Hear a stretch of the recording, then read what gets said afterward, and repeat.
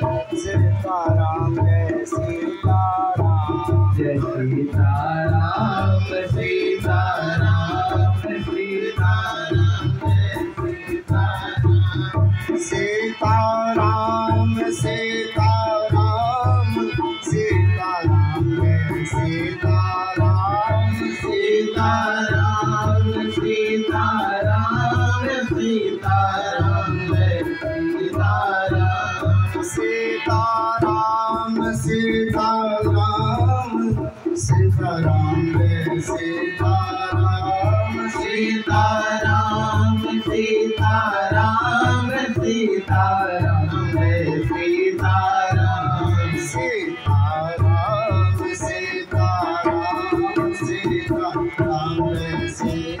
जय सीताराम सीताराम सीताराम सीताराम जय सीताराम सीताराम सीताराम सीताराम जय सीताराम सीताराम सीताराम सीताराम जय सीताराम सीताराम सीताराम जय सीताराम सीताराम सीताराम जय सीताराम सीताराम सीताराम जय सीताराम सीताराम सीताराम सीताराम जय सीताराम। बोलिए भक्तवत्सल भगवान की जय हो श्री सीताराम नाम महाराज की जय हो श्री वृंदावन बिहारी लाल की जय श्री किशोरी जी की जय श्री हनुमान जी महाराज की जय श्री सदगुरुदेव भगवान की जय सर्व संत भक्त वैष्णवन की जय हो गंगा मैया की जय गैया मैया की जय गिरिराज महाराज की श्रीमद् भागवत महापुराण की श्रीमद् भागवत सप्ताह ज्ञान यज्ञ की आज के आनंद की जय जय श्री राधे जय जय श्री राधे जय जय श्री राधे श्याम।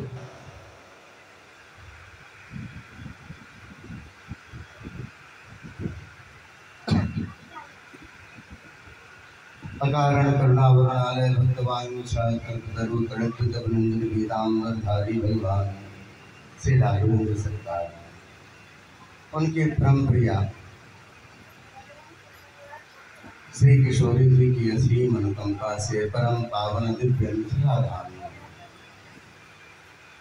दुधमती जी के तट पर इस महेंद्र नगर ग्राम में हम सब श्रीमद् भागवत कथा का श्रवण कर रहे हैं। स्मृति शेष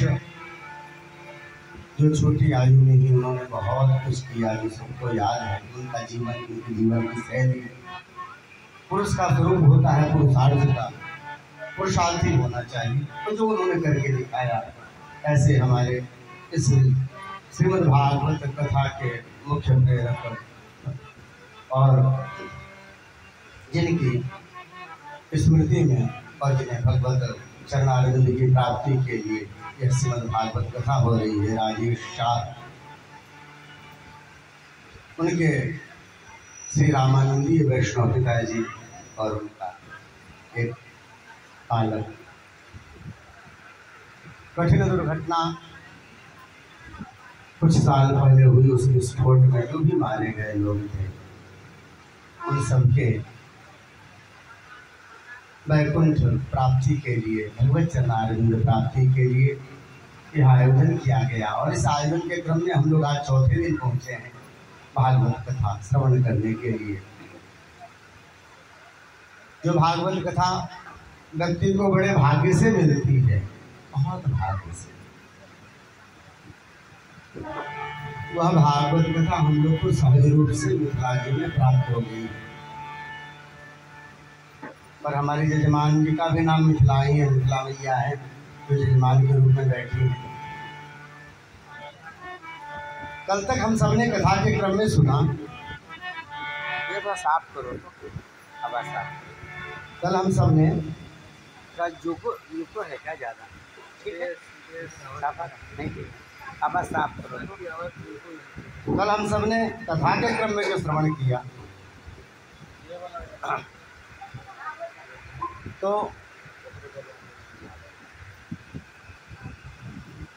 भगवान ध्रुव का चरित्र श्रवण किया हम सबने। भगवान का दिव्य चरित्र, भक्तराज ध्रुव का चरित्र श्रवण किया, जिन्हें 5 वर्ष की अवस्था में भगवान की प्राप्ति हुई। उसके बाद राजा अंग हुए, अंग के पुत्र हुए वेद, उन्हें कोई पुत्र नहीं था। ब्राह्मणों ने उनसे यज्ञ कराया, अग्नि देवता चरु लेके प्रकट हुए, पर हर बार अग्नि देवता चरु दे और उसको खाने से राम जी प्रकट हो जाए जरूरी नहीं है, उसके लिए कौशल्या जैसी माँ होनी चाहिए। वेद भी ऐसे ही हुआ, कंस भी ऐसे ही, अग्नि देवता के चरु देने से। और कहते हैं वेद जो प्रकट हुआ है उसमें अपने नाना के कुल की बातें ज़्यादा थी। होता है कभी कभी, जिसके कारण वह स्वभाव से क्रूर निकला। उसकी इतनी शिकायतें हुई, हम उनको छोड़ करके चले गए वन में। बिना राजा के राज्य कैसे रहता? तो फिर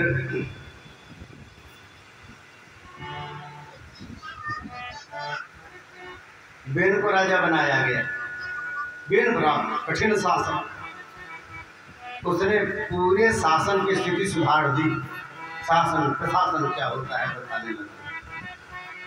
हमारे यहाँ है ना काठमांडू में, इससे पहले मेयर लोग कोई होता था तो हमें पता भी नहीं चलता था। अब पूरे नेपाल में मालूम चलता है काठमांडू का मेयर कौन है ना। लोग कहते बाल अनुसार इन बताता प्रशासन क्या होता है। महाराज सबकी स्थिति वैसे है, पद पे आके यदि काम करे ना तो सब लोग कर सकते हैं, ईमानदारी होनी चाहिए। वैसे बेन ने बताया प्रशासन क्या होता है। चोरी बंद हो गई, डकैती बंद हो गई, सब लोग समय पे काम करने लग गए, ऑफिस समय से खुलता समय से बंद होता, सबको काम करने में सुविधा होने लग गई, लोग जय जयकार करने लग गए। राजा हो तो ऐसा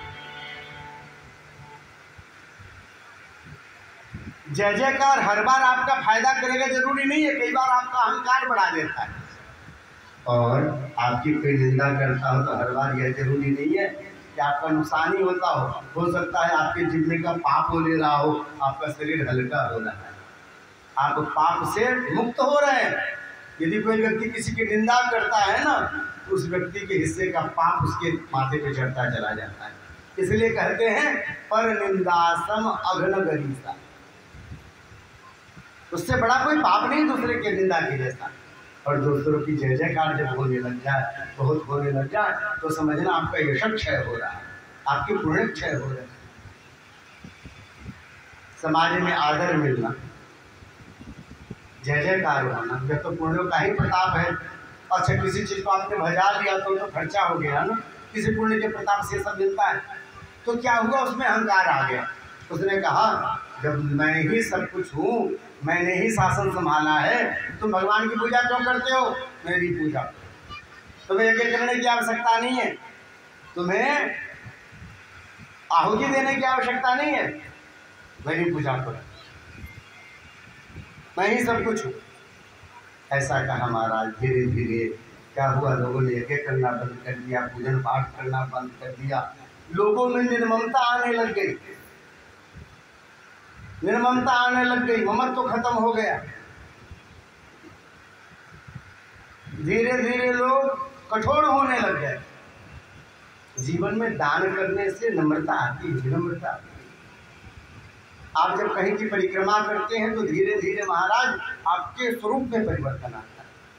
ये जो आध्यात्मिक स्वरूप है ना, भोले बाबा को जल चढ़ाना है, उनके आगे शंख बजाना, उनकी घंटी बजाना, आप विश्वास पूर्वक मानो इसमें से एक भी चीज खाली मिल जाए, कहीं न कहीं किसी न किसी रूप से आपके शारीरिक, मानसिक, आध्यात्मिक उन्नति के लिए ये सब बड़े काम आते हैं, बड़े काम आते हैं। वेद ने सब बंद कराया, दुर्भिक्ष पड़ गया, अकाल पड़ गया, सब गए हैं ऋषि मुनि। क्या करते हो राजा, क्या करते हो? अरे परंपरा से आहुति दे रहे हैं, आज से दे रहे हैं, चारों युग हो रहा है आहुति देना। जब आहुति आप देते हैं उससे जो है धुआं से बादल बनता, बादल से बारिश होती, बारिश होती तो किसानों की खेतों में रुपाई होती, फसल बनती है, तो जनता भूखों नहीं मरती। क्या कर रहे हो आप? 3 साल से बारिश नहीं हुई। वे नाराज हो गए, भला बुरा कहने लग गया ऋषि मुनियों को। उन्होंने हुंकार भरा, वेद की मृत्यु हो गई। उसी के शरीर का मंथन हुआ है, जान का मंथन हुआ तो निषाद जाति प्रकट हुई। निषाद जाति होती है, निषाद की रात, जो नदी के किनारे रहते हैं। इसी में हमारे भगवान के मित्र भी हुए निषाद राज जी, जिसे भगवान गले भेंट करके भरत जी ने जिसे प्रणाम किया, भरत जी ने उठा के फिर उनको हृदय से लगाया निषाद जी ने। अरे क्या करते हो, मेरी छाया छूने से लोगों को नहाना पड़ता है, आप मुझे प्रणाम करते हो। तो भरत जी कहते हैं, अरे जिसे हमारे भैया ने अपने हृदय से लगाया हो, हमारा तो उसका चरण छूना बनता है, उसकी चरण धूलि मेरे को मांग से जानी चाहिए। ऐसा निषाद राज। लोग कहते हैं कि भैया हमारे यहाँ जाति प्रथा है, ब्राह्मणों ने बनाई। अरे नहीं, यदि इतनी तगड़ी रहती, ये सब बातें होती तो निषाद राज को राम जी जो राजा थे गले नहीं लगाते और भरत जी उनके चरणों में प्रणाम नहीं करते। वशिष्ठ ऋषि जो इनके कुल गुरु हैं, उन्होंने निषाद राज को हृदय से लगाया, जो कहते थे जिसकी छाया छू जाए तो स्नान करते। हमारे यहाँ बड़े उदाहरण हैं। तो लोगों ने बाद में अपनी मूर्खता में नाना प्रकार की जो है नाना प्रकार के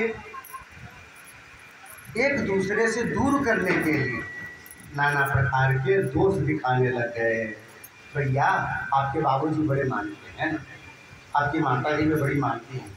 कोई दुष्ट स्वभाव का व्यक्ति जिसको ये मालूम चले कि आप माता पिता की बड़ी सेवा करते हैं, अब वो आपके पास आके कान भरने लगे, कितनी सेवा करते हो आपकी जैसा बेटा तो भगवान सतयुग में पैदा करते हैं। अब खुद, लेकिन महाराज आपके पिताजी आपको नहीं मानते। देखो चुप चुप सब पैसा बड़े बेटे को दिया, आपको मालूम चला? नहीं मालूम। जो अच्छी अच्छी बातें होती माता जी, अच्छी चीजें बड़ी बहू को देती, तुम्हें तो देती नहीं। अब क्या होता है, ऐसा कह कह करके जो बेटा सेवा करता था उसकी बुद्धि बिगाड़ दी। ऐसे लोग संसार में खूब होते हैं, उसकी बुद्धि बिगाड़ दी। अब उसको दिखने लग गया सच में बाबूजी हमको नहीं मानते। माँ बाप के लिए तो सब बेटा बराबर है ना।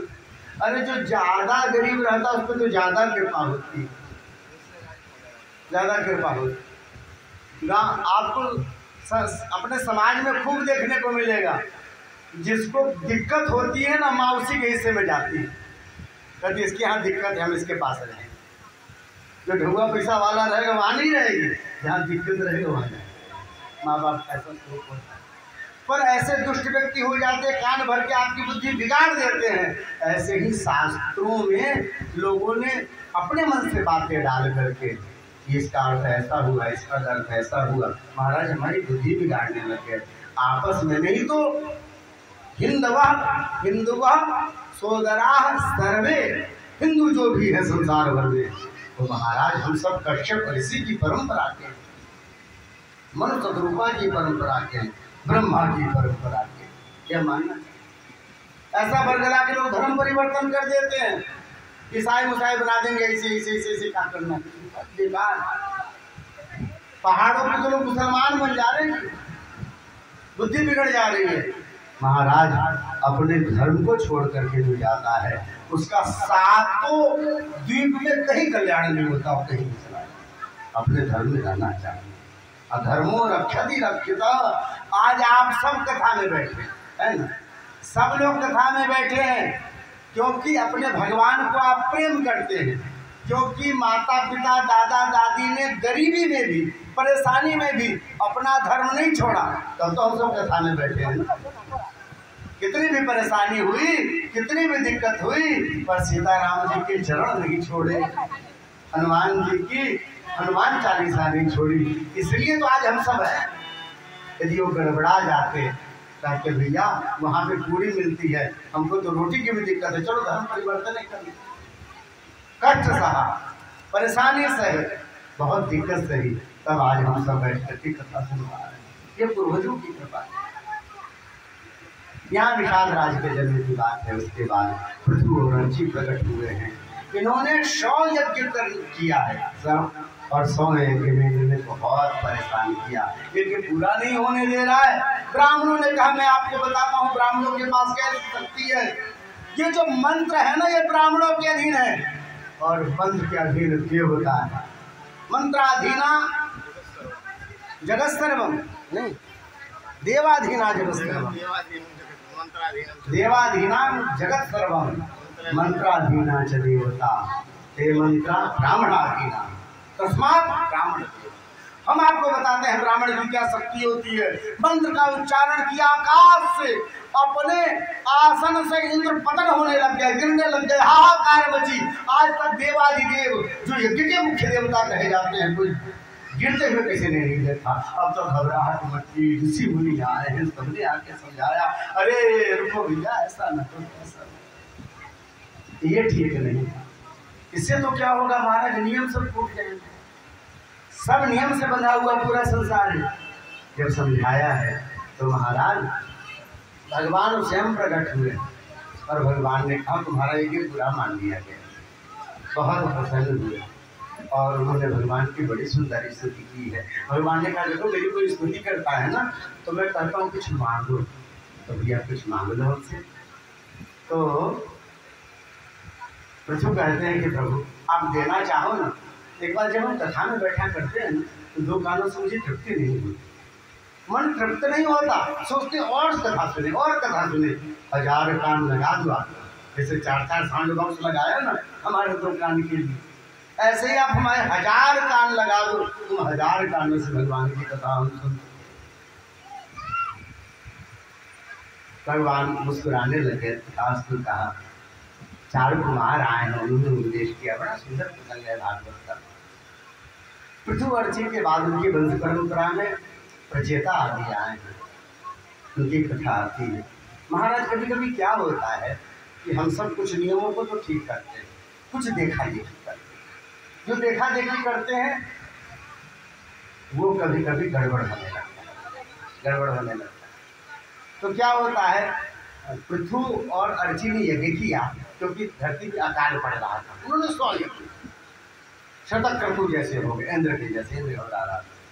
तो उसके बाद ये समझ में आया कि भैया यज्ञ करने से आपको जो बारिश अच्छी होती है, पूरी प्रजा हरी भरी, पूरा का पूरा धरती हरी भरी हो गया।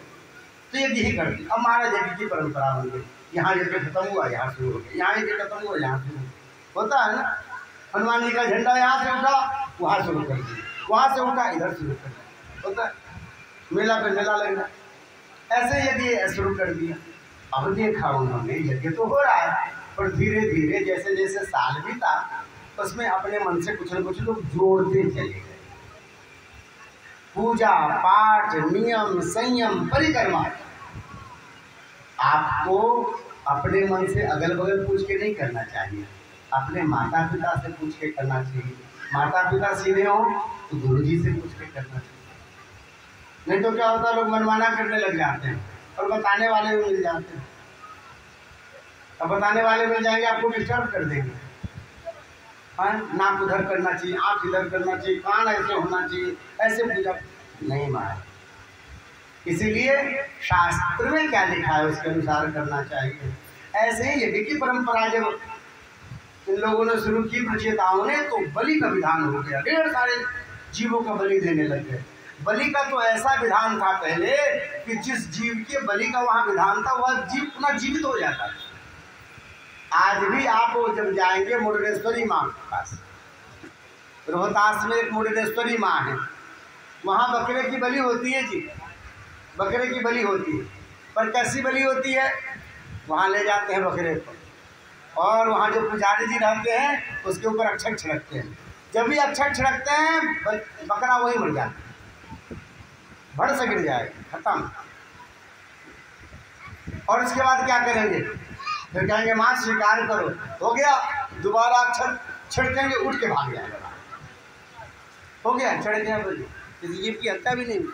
ऐसा है, प्रत्यक्ष है, सब देख माँ की कृपा। तो महाराज बलि के विधान होने लग गए। नारद जी ने आके समझाया है, अरे भैया ये जो आप अपने पुण्य के लिए कह करके जीवों की हत्या करते हो ना, अपने जनकपुर धाम में राजो माई हैं, कितनी लंबी लाइन लगती महाराज, नवरात्र में तो सड़क लाल हो जाए। नारद जी को यहाँ भी आना चाहिए, समझाना चाहिए। कहती अपने ये जो तुम ये पुण्य समझ करके जिनकी हत्या कर रहे हो, इससे तुमको क्या पुण्य मिलेगा मालूम है? वो देखो बादलों के पीछे, बादलों के पीछे देखा वो सब जीव करोड़ों की संख्या में अपने सिंह को तीखा करके, दांतों को तीखा करके खड़े हैं कि जब यहाँ पर ये आएगा तो हम इसको काट काट के खाएंगे, ये सिंह उसके पेट में डाल देंगे। अरे इतने जीव मारेंगे तो आदमी छोटा छोटा टुकड़े में भी हो जाए। अब तो घबरा गया महाराज, हम तो समझ रहे थे पुण्य होता है, हम भी राजो माई को चढ़ाते तो सोचते थे बड़ा पुण्य हो रहा है। किसी का बच्चा जाके काट दिए वहां पे, बकरी का तो यही करते हैं, बकरी के बच्चों को काट देते हैं, समझ रहे थे पुण्य हो रहा है। और यहाँ क्या हुआ महाराज, ये तो पाप होता है, पेट को मुर्घटिया बनाए पड़े इससे, और सोच रहे हमको पुण्य हो रहा है। महाराज जीवन में सबसे बड़ा पुण्य है कि किसी जीव की कभी हत्या न। महाभारत विशाल ग्रंथ की रचना की है उन्होंने, 18 पुराणों की रचनाकार ने महाभारत की रचना की, और स्पष्ट शब्दों में महाभारत में लिखा जाता है, 18 पुराणेषु व्यासस्य वचनद्वयम् परोपकार पुण्याय पापाय परपीडनम। आपके कारण यदि किसी जीव को दुख होता है ना, इससे बड़ा कोई पाप नहीं है। जीवन में किसी का परोपकार कर दो, प्यासा हो अपने हाथ से पानी पिला दो, भूखा हो खिला दो, ठंड लग रही हो कपड़ा उड़ा दो, ये पुण्य है। परोपकार सबसे बड़ा पुण्य। पर कोई जीव को अपने स्वाद के लिए मार देना, अपने पुण्य के लिए मार देना, माता जी खुश होंगी, हमारा कल्याण करेंगी, मकान बन जाएगा, दुकान बन जाएगा, नौकरी मिल जाएगी, नहीं मिल जाएगी। आपको कल बताया था कि सबसे बड़ा अमीर आदमी जो है ना भारतीय नेपाल का, वो शाकाहारी है, और ठाकुर जी को भोग लगा के तुलसी दल डाल के पाता। कितना बड़ा बनना चाहते हो? यह स्वरूप है संसार। बोलो भक्त वत्सल भगवान की। 5वें स्कंद में बड़ी सुंदर कथा है। प्रियव्रत के पुत्र हुए अग्निग्र, अग्निग्र के पुत्र हुए नाभि, नाभि के पुत्र हुए ऋषभदेव जी महाराज, जो साक्षात भगवान थे। बोलिए ऋषभदेव जी भगवान की। ऋषभदेव जी के 100 पुत्र हुए, 100 पुत्र हुए, उसमें से 9 जो है 9 जो है ऋषि हो गए, 81 जो थे वो ब्राह्मण हो गए कर्म के आधार पर। उन लोगों ने कहा मैं गायत्री मंत्र जपूंगा, मुझे गायत्री का जो है पुरस्चरण करना है, अपने में तेज दिखाना है, स्वरूप दिखाना है, धैर्य दिखाना है। ब्राह्मण का शरीर कैसा होता है? सहनशील होना, ब्राह्मण को क्या भागवत में लिखा हुआ है स्पष्ट रूप से, भी आएगा यह क्रम। 7वें स्कंद के 15वें अध्याय में दत्तात्रेय जी कहते हैं, ब्राह्मण से शरीरोयम क्षुद्र कामाय निश्चिते। संसार की तुच्छ कामना के लिए ब्राह्मण का शरीर हमें नहीं मिला, फिर किस लिए मिला? खुद भजन करो और दूसरों से भजन कराओ। बोलो राधे राधे, जय श्री राधे। ऋषभदेव जी महाराज के 81 पुत्र ब्राह्मण हो गए, 9 योगेश्वर बन गए, और 9 वर्षों के राजा बने। अजनाब वर्ष के राजा बने भरत जी महाराज। सब बालकों को एक बार बुलाया है और समझाया है कि बेटा गर्भ में मत रहना कि तुम राजकुमार हो, यह शरीर तपस्या के लिए प्राप्त हुई है। किसी संत के चरण में जाके उनकी सेवा करते हुए अपने जीवन को मुक्त बना लो और इस मरण जन्म के जाल से मुक्त हो जाओ।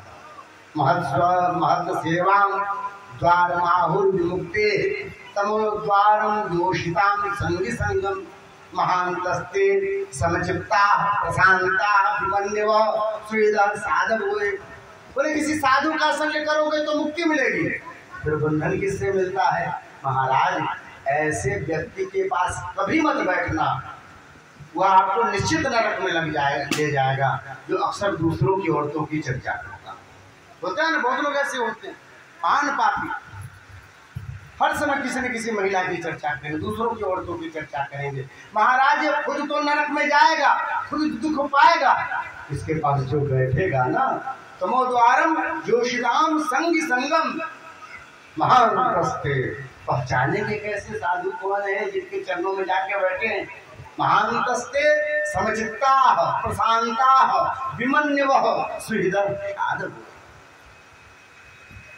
साधु का क्या गुण यहाँ बताया? पहले हम लोग क्षमा कांड का सुना, यहाँ कहते हैं महांतस्ते, बोलते हैं महांत है, महंत है, ये महंत का है।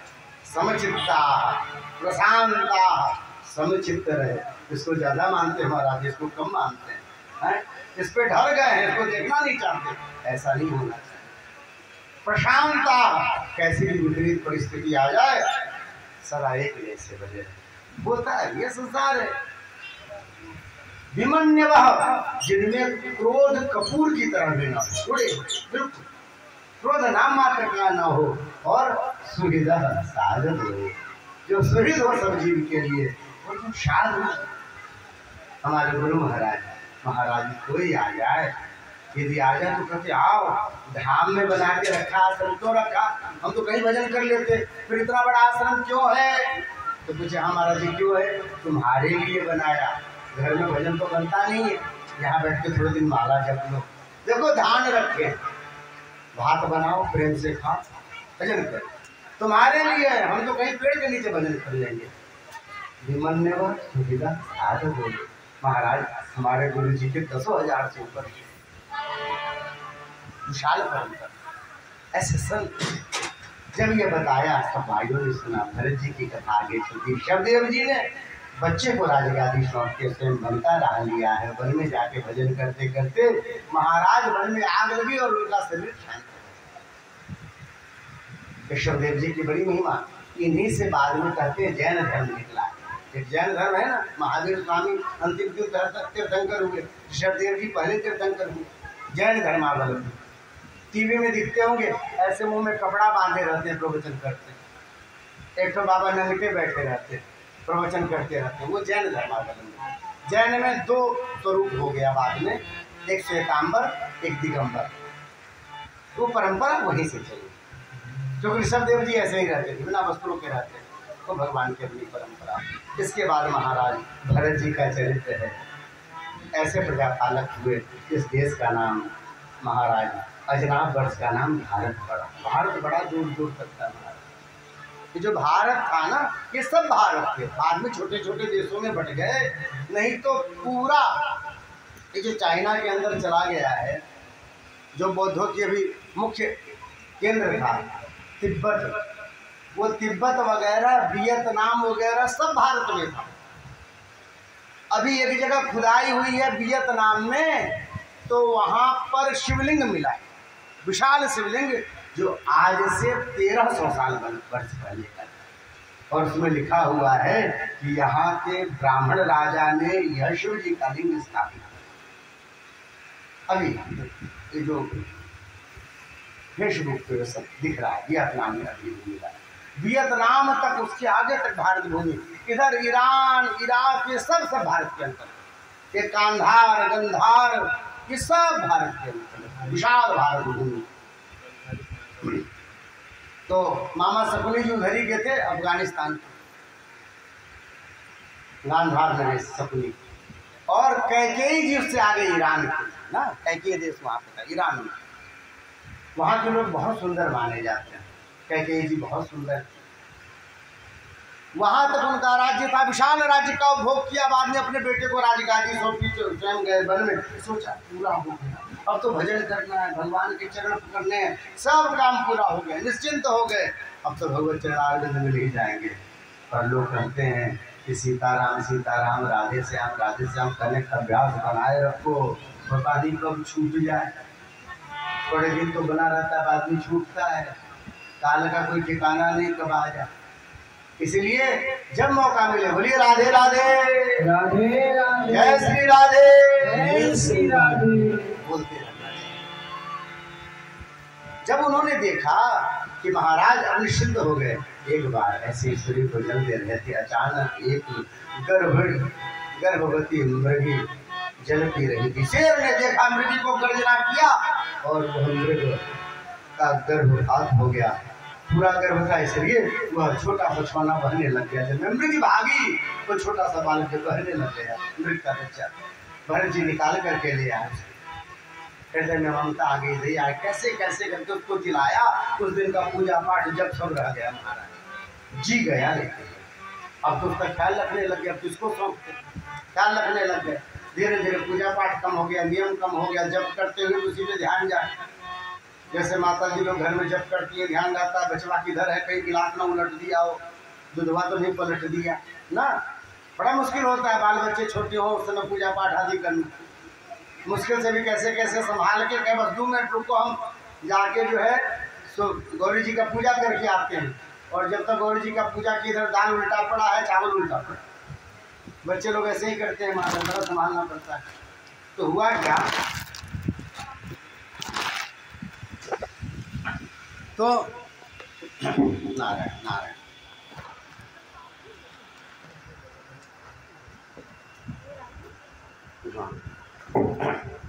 क्षमा कीजिएगा, बोलिए भक्तवत्सल भगवान की जय। तो हुआ क्या, महाराज इसी में मन लगने लग गया बालक में, बार बार उसकी चिंता होती, धीरे धीरे वो बड़ा होने लग गया। एक बार मृगों का झुंड देखा, सोचा हमारे जैसे सब है, उसमें चला गया। अब तो भरत जी को बड़ी चिंता हुई, कहाँ चला गया पता नहीं, कोई शेर न खा गया हो, बाघ न खा गया हो। अब जब कर रहे हैं मन नहीं लग रहा है, समाधि लगा रहे हैं मन नहीं लग रहा है, महाराज पूजा पाठ करते समय वही ध्यान आ रहा है। अचानक काल का बुलावा आ गया, सांस खत्म, ध्यान आ रहा था मृग का, लो अंतिम मति सागर मृग बनना पड़ा। पर एक बात याद कर लो, गांठ बांध करके ऐसे रख लीजिए, बोलिए सीताराम सीताराम, सबने नहीं बोला, बोले सीताराम, जय जय श्री सीताराम, जय जय श्री जय जय श्री सीताराम, जय जय श्री सीताराम। एक बार भी मुख से लिया गया भगवान नाम व्यर्थ नहीं जाता, व्यर्थ नहीं जाता महाराज। ये आपके आड़े समय में काम आएगा, आपके आड़े समय जब कठिन समय होगा उस समय आपके ये काम आता है। महाराज भजन किया हुआ था इसलिए मृग बन गए अगले जन्म में, तो भी उसमें याद था कि मैं राजा था पिछले जन्म में, अंतिम समय में मृग की याद आई इसलिए मृग बनना पड़ा। उस मृग के शरीर में भी वो भजन करते अलग रहते थे, जिह्वा से भगवान नाम तो न निकले पर महाराज हृदय में भगवत ध्यान किया करते थे। जल्दी शरीर छूट गया, जल्दी शरीर छूटा, फिर जड़ भरत बने हैं। जड़ भरत के रूप में उन्होंने जान लिया कि 3 जन्म लग गए हमारे, अब नहीं गड़बड़ाना है, अब किसी से बात नहीं करनी है। महाराज माता पिता ने जनेऊ कराया तब नहीं बोले, भाई भाभीियों से नहीं बोले, पागलों की तरह घूमने लग गए, कोई टोकता तो नहीं बोलते, किसी ने खिलाया तो खा लिया पी लिया, नहीं तो कोई नहीं टोकता तो घूमते, सदा भगवत ध्यान में लिप्त रहते थे, प्रसन्न रहते थे। 4-4 दिन न भी खाएं तो महाराज कोई अंतर नहीं पड़ता था, वैसे ही मोटे लग गए। आप मानसिक रूप से यदि शांत रहो ना तो बहुत ज्यादा शरीर दुबला नहीं होता। ये जो बुद्धि है ना, जो माता जी लोग बहुत गुस्सा करती है तो बिल्कुल मरियल जैसी दिखती होंगी, थोड़ी थोड़ी देर में बढ़ने जैसे फिरफिराने लगेगी, है ना, मरियल होती है। मोटे तगड़े लोग होंगे उनको कम गुस्सा आता है, कम गुस्सा आता। क्यों आता है? इसका ज्यादा उपयोग नहीं करते, खाया पिया सोया बस तगड़े होता है ना, प्रसन्न रहता है।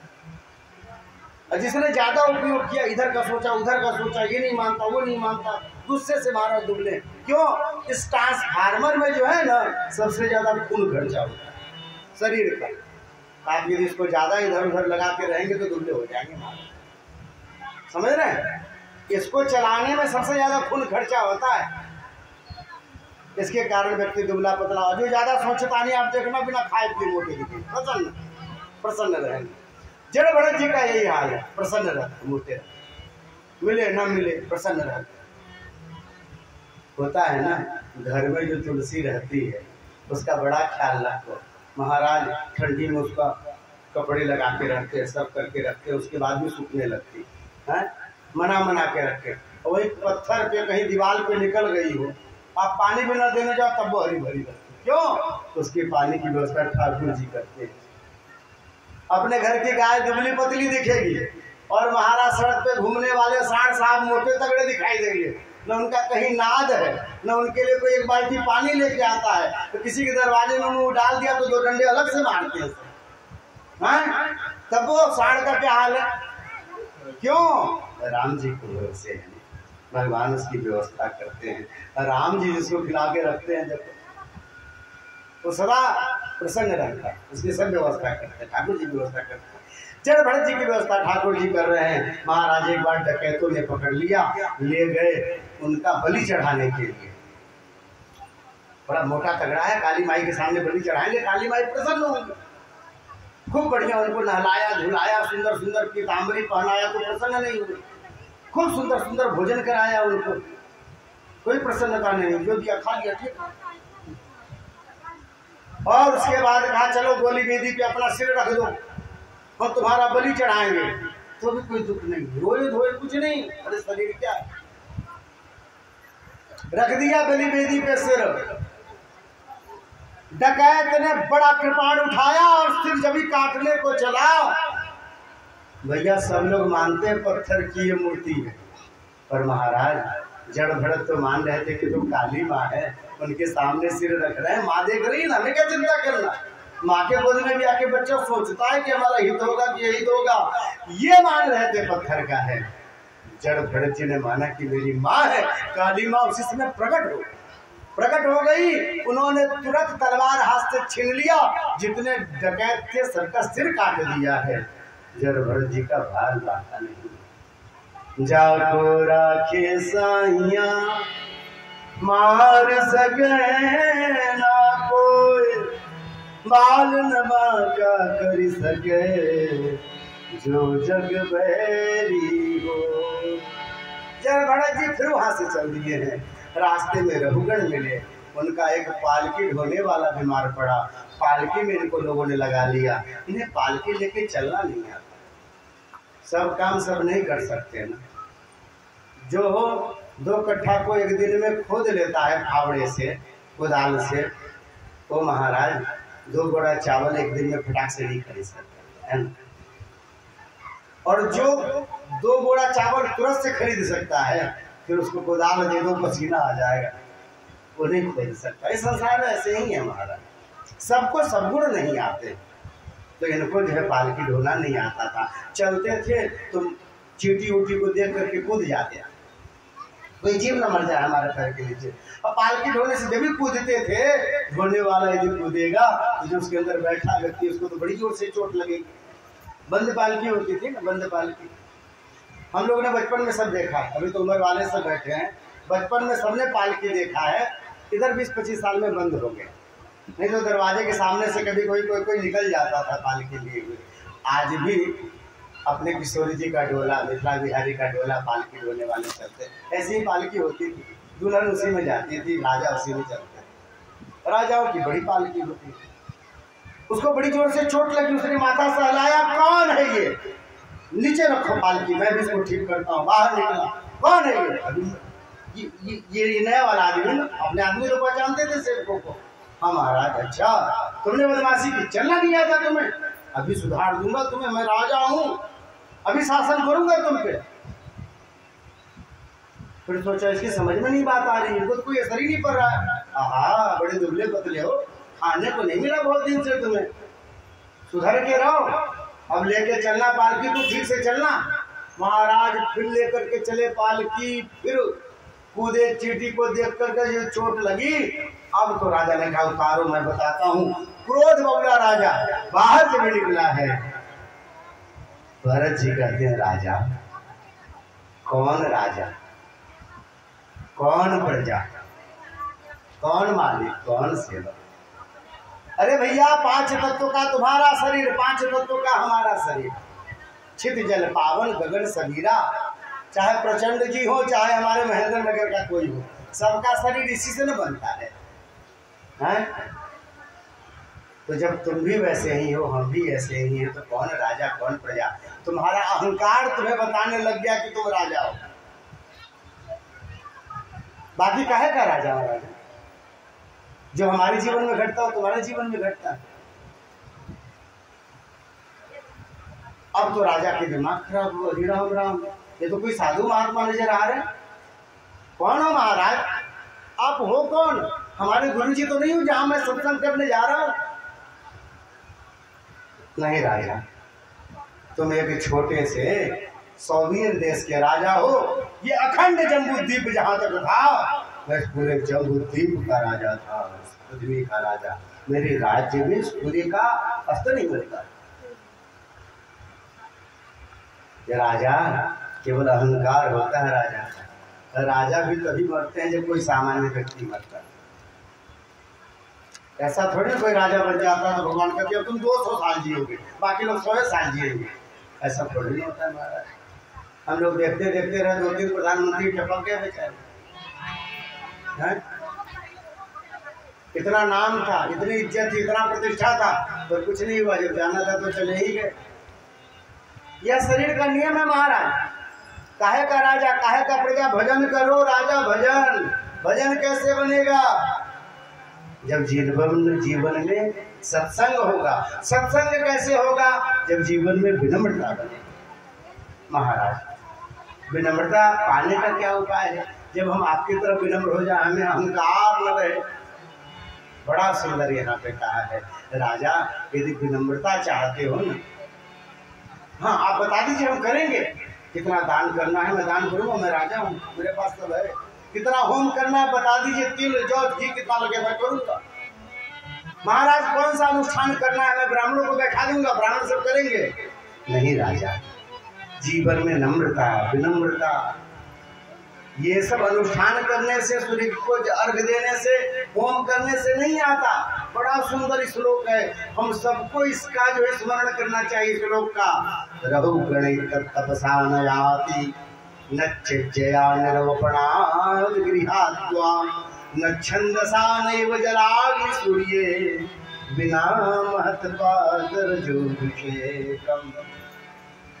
रघुगण, जीवन में विनम्रता यदि चाहिए ना, झुकाव चाहिए, कोमलता चाहिए हृदय में, तो महाराज इसके लिए किसी साधु संत बड़े के चरण की धूल ऐसे माथे पे लगाओ। लोग प्रणाम भी करते हैं ना, तो ऐसे ही घुटने के पास हाथ ले जाके ऐसे कर ले, झुकते भी नहीं है महाराज। माई बाबू के चरण में भी जाएंगे, ये क्या होता है, वो ऐसे करेंगे बस। वहां भी सिर झुका के नहीं रख पाते, अहंकार होता है। क्या होता है? प्रणाम करने का तो तरीका है, सिर माथे को उनके चरणों में रखिए तब प्रणाम कीजिए। हमारा मत करना ना, हमको दूर से कर लेना, कृपा करना। अपने माता पिता के विषय में बताए, ठीक है? अपने माता पिता के चरणों में सिर रख के प्रणाम करेंगे, विनम्रता बनेगी। बच्चों को सिखाइए। बच्चे कैसे सीखेंगे? चलो प्रणाम करो, नहीं, ऐसे नहीं सीखेंगे। आप प्रणाम कीजिए अपने बड़ों को, आपको देखेंगे तो बच्चे सीखेंगे। आप यदि स्वयं करेंगे तो आपके बच्चे करेंगे। आप खुद ही नहीं करोगे तो बच्चों को कितना सिखाना नहीं आएगा। प्रणाम करने के बड़े फायदे हैं। अभिवादनशीलस्य नित्यं वृद्धोऽपि सेविनः, चत्वारि तस्य वर्धन्ते आयुर्विद्या यशोवदम्। जो प्रतिदिन अपने माता पिता और गुरु को प्रणाम करता है, बड़ों को प्रणाम करता है, उसकी 4 चीजें बढ़ती है जो हम सबको चाहिए। सब लोग अपने बच्चों को चाहेंगे कि 4 चीजें उसकी बढ़े। क्या? आयु, सब चाहते हैं हमारा बेटा बहुत दिन जिए, उसको प्रणाम करना सिखाइए। अपने पैरों पे झुको, माथा रखो। कैसे सीखेगा? आप झुकिए, माथा रखिए, ऐसे प्रणाम करके दिखाइए। पहला क्या बढ़ेगा उसका? आयु बढ़ेगी, फिर विद्या बढ़ेगा, फिर क्या बढ़ेगा? यश बढ़ेगा, और फिर बल बढ़ेगा। ये चारों जब रहेगा तुम्हारा खूब धन कमाएगा। है ना, अच्छा नाम हो, अच्छा बल हो, है, आयु अच्छी हो, बीमारों मारना पड़े तो अपने आप कमा लेगा। पुरुषार्थी आदमी है और पुरुषों के हाथ में रहता है महाराज लक्ष्मी, वो जो चाहे सो कर सकते। तो बच्चों को झुकना सिखाना चाहिए, यही बात कही है। रोगण को बात समझ में आई, बड़ी लंबी यहाँ पर दोनों के बीच में चर्चा है। आगे गए राजा का चरित्र, फिर भूगोल खगोल का वर्णन, और सप्तद्वीप होती पृथ्वी, सप्तद्वीप जो पृथ्वी के हैं उन द्वीपों का अलग अलग वर्णन किया गया। उन द्वीपों में जो है स्थिति क्या है उसका वर्णन किया गया। फिर उसमें जम्बू द्वीप का वर्णन किया गया। जम्बू द्वीप में भी 9 वर्ष हैं। श्री सुदर्शन सिंह चक्र जी ने अपने पौराणिक तथ्यों में इस बात की पुष्टि की है कि पूरा विश्व ही भारतवर्ष केवल है, यानी जम्बू द्वीप है। उन्होंने बताया कि 9 वर्ष कैसे कैसे हम लोग के धीरे धीरे संकीर्ण होते चले गए, जैसे जैसे राजा आगे संकीर्ण होता चला गया। तो धीरे धीरे जैसे मुगल जो है दिल्ली तक सिमट गए, वैसे नहीं तो मूल स्वरूप जम्बूद्वीप का बहुत विशाल है, बहुत विशाल है। वर्षों का वर्णन किया सभी। उसके बाद भूगोल खगोल का वर्णन किया, चंद्रमा और सूर्य की गति का वर्णन किया, जिसे आज वैज्ञानिक लोग सिद्ध कर रहे हैं। 10 साल पहले कहते थे नहीं ऐसा नहीं है, गलत। अब उन्होंने दोबारा जब और शोध किया तब कहा कि भैया ये जो बता रहे हैं सही है। हमारे यहाँ बताया गया पृथ्वी का आकार बिगड़ की तरह, दाल का जो स्वरूप होता है वैसा। तो बोलते नहीं बिगड़ जैसा नहीं है, ऑरेंज जैसा है। अब समझ में आया कि नहीं बिगड़ जैसा है, ये 2 भाग जैसे हैं, लगते तो एक भाग है, एक जैसे है, और दाल के अंदर जैसे बीज से निशान बना ही रहता है दाल में। चाहे मूंगफली ले लें, चाहे बादाम ले लें, जो भी दाल है 2 दल होता है। तो दाल बिना 2 दल का दाल नहीं होता। चाहे रहरी भी है, उसको भी अंदर से छीलेंगे तो 2 दल निकलेगा, थोड़ा दम लगा तो फूट जाता है। तो ऐसे पृथ्वी का आकार भी द्विदल के आकार का यहाँ बताया, ग्रहों की स्थिति बताई। एक प्रश्न पूछा है 26वें अध्याय में बड़ा सुंदर कि महाराज सच में नरक होते हैं क्या? तो लोगों को डराने के लिए कह देते कि नरक है। यहाँ पर श्री परीक्षित जी महाराज ने पूछा तो बड़ा सुंदर कहते हैं सुखदेव जी महाराज होते हैं, न राजा होते हैं। कितने नरक होते हैं? तो बोले 21 और 7 28 प्रकार के नरक होते हैं। तामिश्र, अंध तामिश्र, रौरव, महारौरव, कुंभपात आदि जो नरकों का क्रम बताया है। किस पाप के करने से महाराज किस नरक में जाना पड़ता है यह बताया। किस कर्म के करने से ये जो माता पिता को कष्ट देते हैं ना, दुख देते हैं महाराज, वो रौरव नरक में जाता, भयानक दुखी होता है जी। क्षण भर के लिए थोड़े किसी के बर गलाने पे अपने बूढ़े माता पिता को जिसने पाल पोस करके यह शरीर दिया, बोलने लायक बुद्धि दी, जुबान दिया, कमाने लायक हाथ बनाया, और उसको जो बोलता है महाराज उसकी दुर्गति होती। यहाँ बताया, ऐसा बताया। बचना चाहिए इनसे। आप अपने स्वाद के लिए जो जीवों को खाते हैं ना, वह व्यक्ति कुंभिपाक नामक नरक में जाते हैं। वहां जाके बड़े बड़े यमदूत फिर उसको पकाते हैं बढ़िया से, कहते थोड़ा और मलाई डालना, स्वाद बढ़ेगा। हाँ, वो आदमी चिल्ला रहा है, कूद रहा, बोले हमको गर्म लग रहा है, बोले बोलना मत। तुम भी किसी को बोलने नहीं देते थे, चबा के खाते थे, हाथ और पैर सब खा जाते थे ऐसे ऐसे। वैसे नरकों में जाना पड़ता जी, प्रयास करना चाहिए। कभी कभी गलती बहुत बार हो गई हो ना, तो जब बाद में समझ में आए तो प्रयास करें, धीरे धीरे छोड़, है ना, छूटती है, धीरे धीरे सब छूटता है।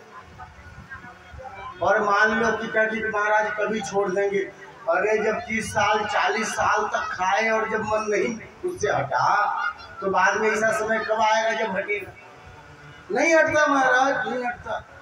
हमारे एक चाचा थे बूढ़े गांव के, तो हम एक बार ऐसे ही गए पटना वगैरह, वहां पे आए हुए थे। ठंडी से 5-6 दिन से घर के बाहर नहीं निकले, रजाई में पड़े रहते थे, नहाने न जा। हमें देख के उनको बड़ी दया आ गई। हम कहे कि आप निकलिए। बोले नहीं बहुत ठंड लग रही है। फिर हमने तेल गरम किया, हींग डाला, उसको खूब रगड़ के उनकी मालिश की, खूब रगड़ के मालिश के गर्मी आ गई।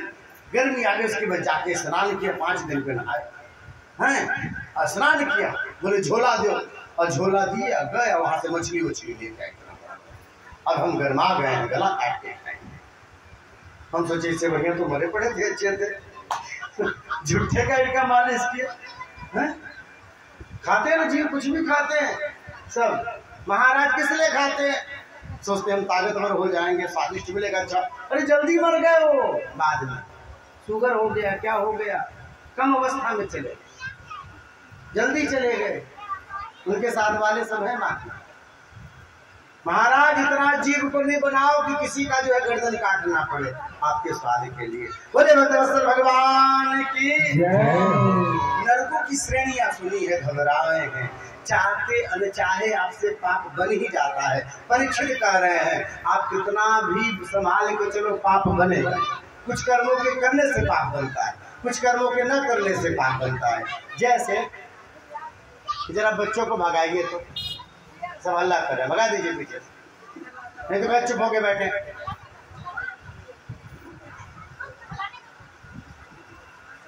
बोले भक्तवत्सल भगवान की।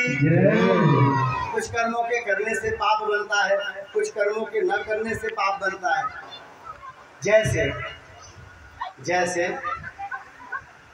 आपके कारण किसी को दुख लगा, आपके हाथ से किसी जीव की हत्या हो गई, आप चल फिर रहे, किसी के ऊपर पांव पड़ गया, वही टें बोल गए, आप कहो हम देखे नहीं, सॉरी।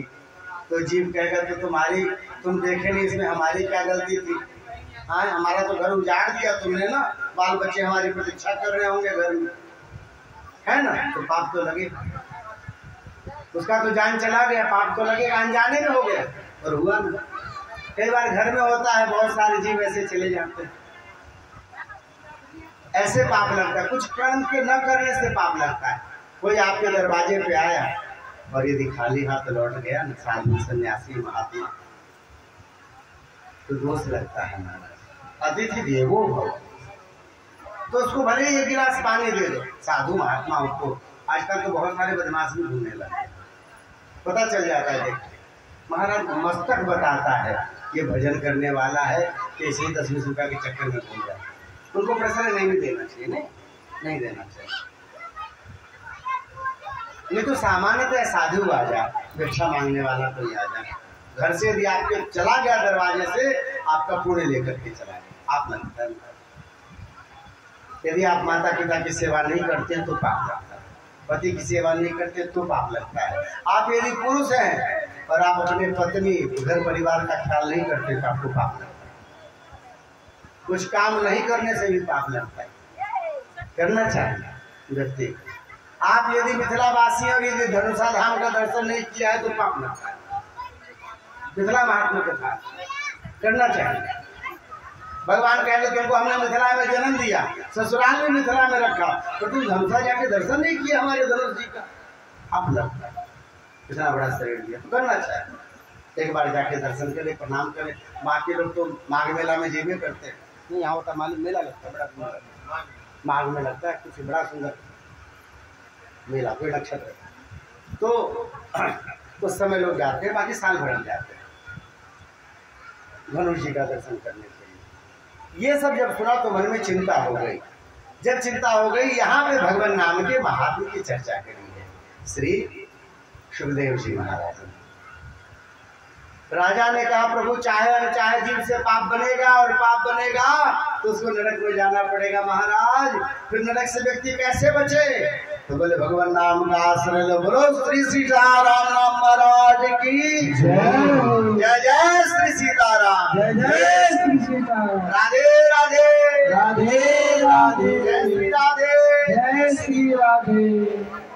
एक व्यक्ति बोला तो महाराज किसी का गला काटे और उसके बाद राम नाम बोलने लेंगे तो पाप छूट जाएगा? नहीं भैया, लेकिन आप बार बार राम राम बोलोगे ना तो किसी का गला काटने का मन धीरे धीरे छूट जाएगा, मन ही नहीं होगा।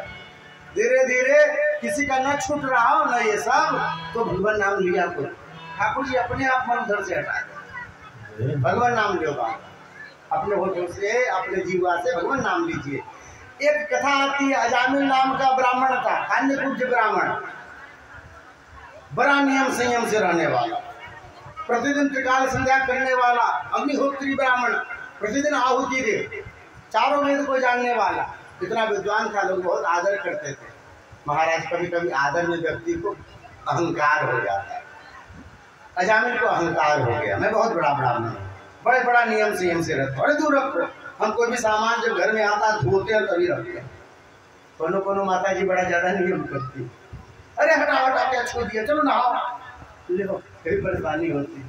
कभी कभी बच्चों के साथ खेल भी लेना चाहिए, तो भले बाद में नहाना पड़े, बच्चों के साथ फिर बच्चों जैसा है।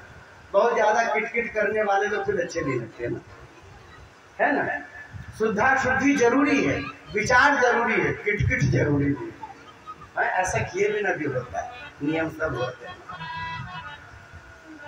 सब नियम होते हैं। तो अब इसके मन में अहंकार आ गया, सबको बार बार टोके, ये उधर रखना, ये इधर रखना, ऐसा अहंकार जब भी आता है तो जीव का पतन हो जाता है। एक बार हवन के लिए लकड़ी लेने के लिए जंगल में क्या गए, वहां एक शुद्र व्यक्ति किसी वेश्या के साथ संसर्ग कर रहा था। जो देखा महाराज उस काम लीला को देखे तो ठिठक गया, रुक गया। पाप का पहला प्रवेश आंखों से होता है, आपकी नजर पड़ती है फिर बुद्धि सोचने लगती है ना। पाप का प्रवेश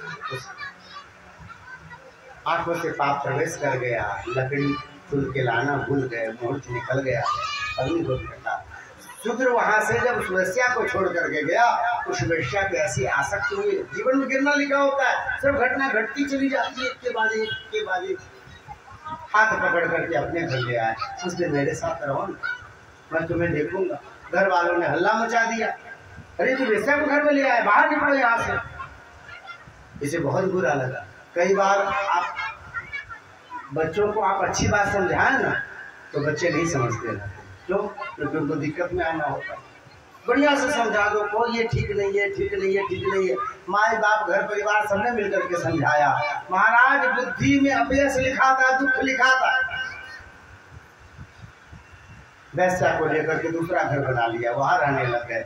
जजमानों ने छोड़ दिया, अरे तुम पापी हो, तुम वैसा के साथ रहते हो, तुमसे कौन पूजा पाठ कराएगा।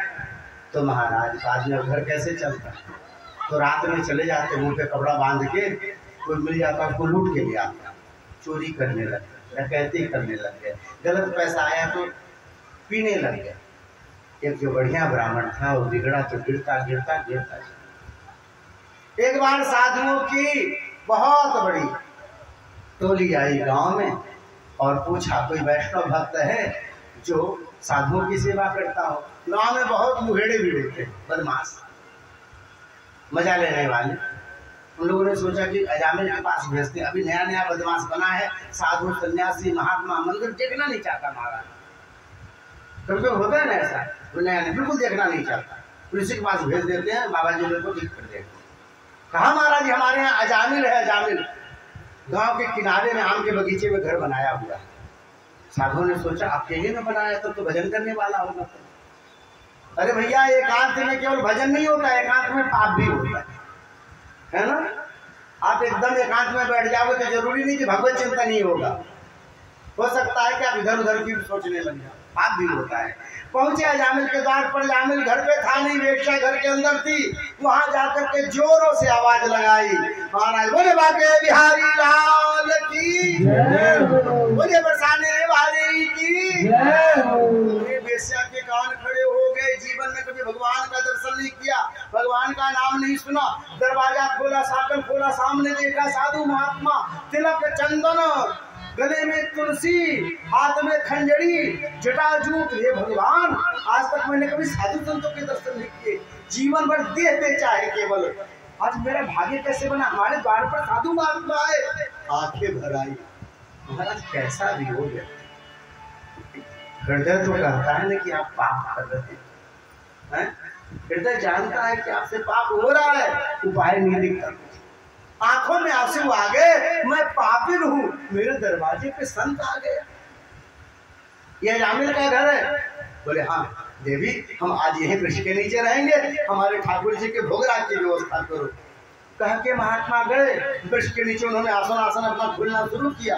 पहले महात्मा सब घर में किसी के नहीं रहते हैं, और अब तो वैश्या इसने जाकर के दुकान वाले को कहा है कि भैया हमारे यहाँ दरवाजे पे संत महात्मा आए हुए हैं, उनको जो जो सामग्री चाहिए सब दीजिए, हम सब पैसा देंगे। दुकान वाले ने लड़का भेजा, महात्माओं ने जो जो कहा है आटा, घी, लकड़ी, नमक सब भिजवा दिया। साधु महात्माओं ने महाराज आटा बनाया है। आप जब परिक्रमा में जाते होंगे ना तो वहाँ त्यागी महात्माओं का जो जत्था बैठता है वहाँ देखते होंगे कैसे कैसे बनाते, क्या रोटी बनती है।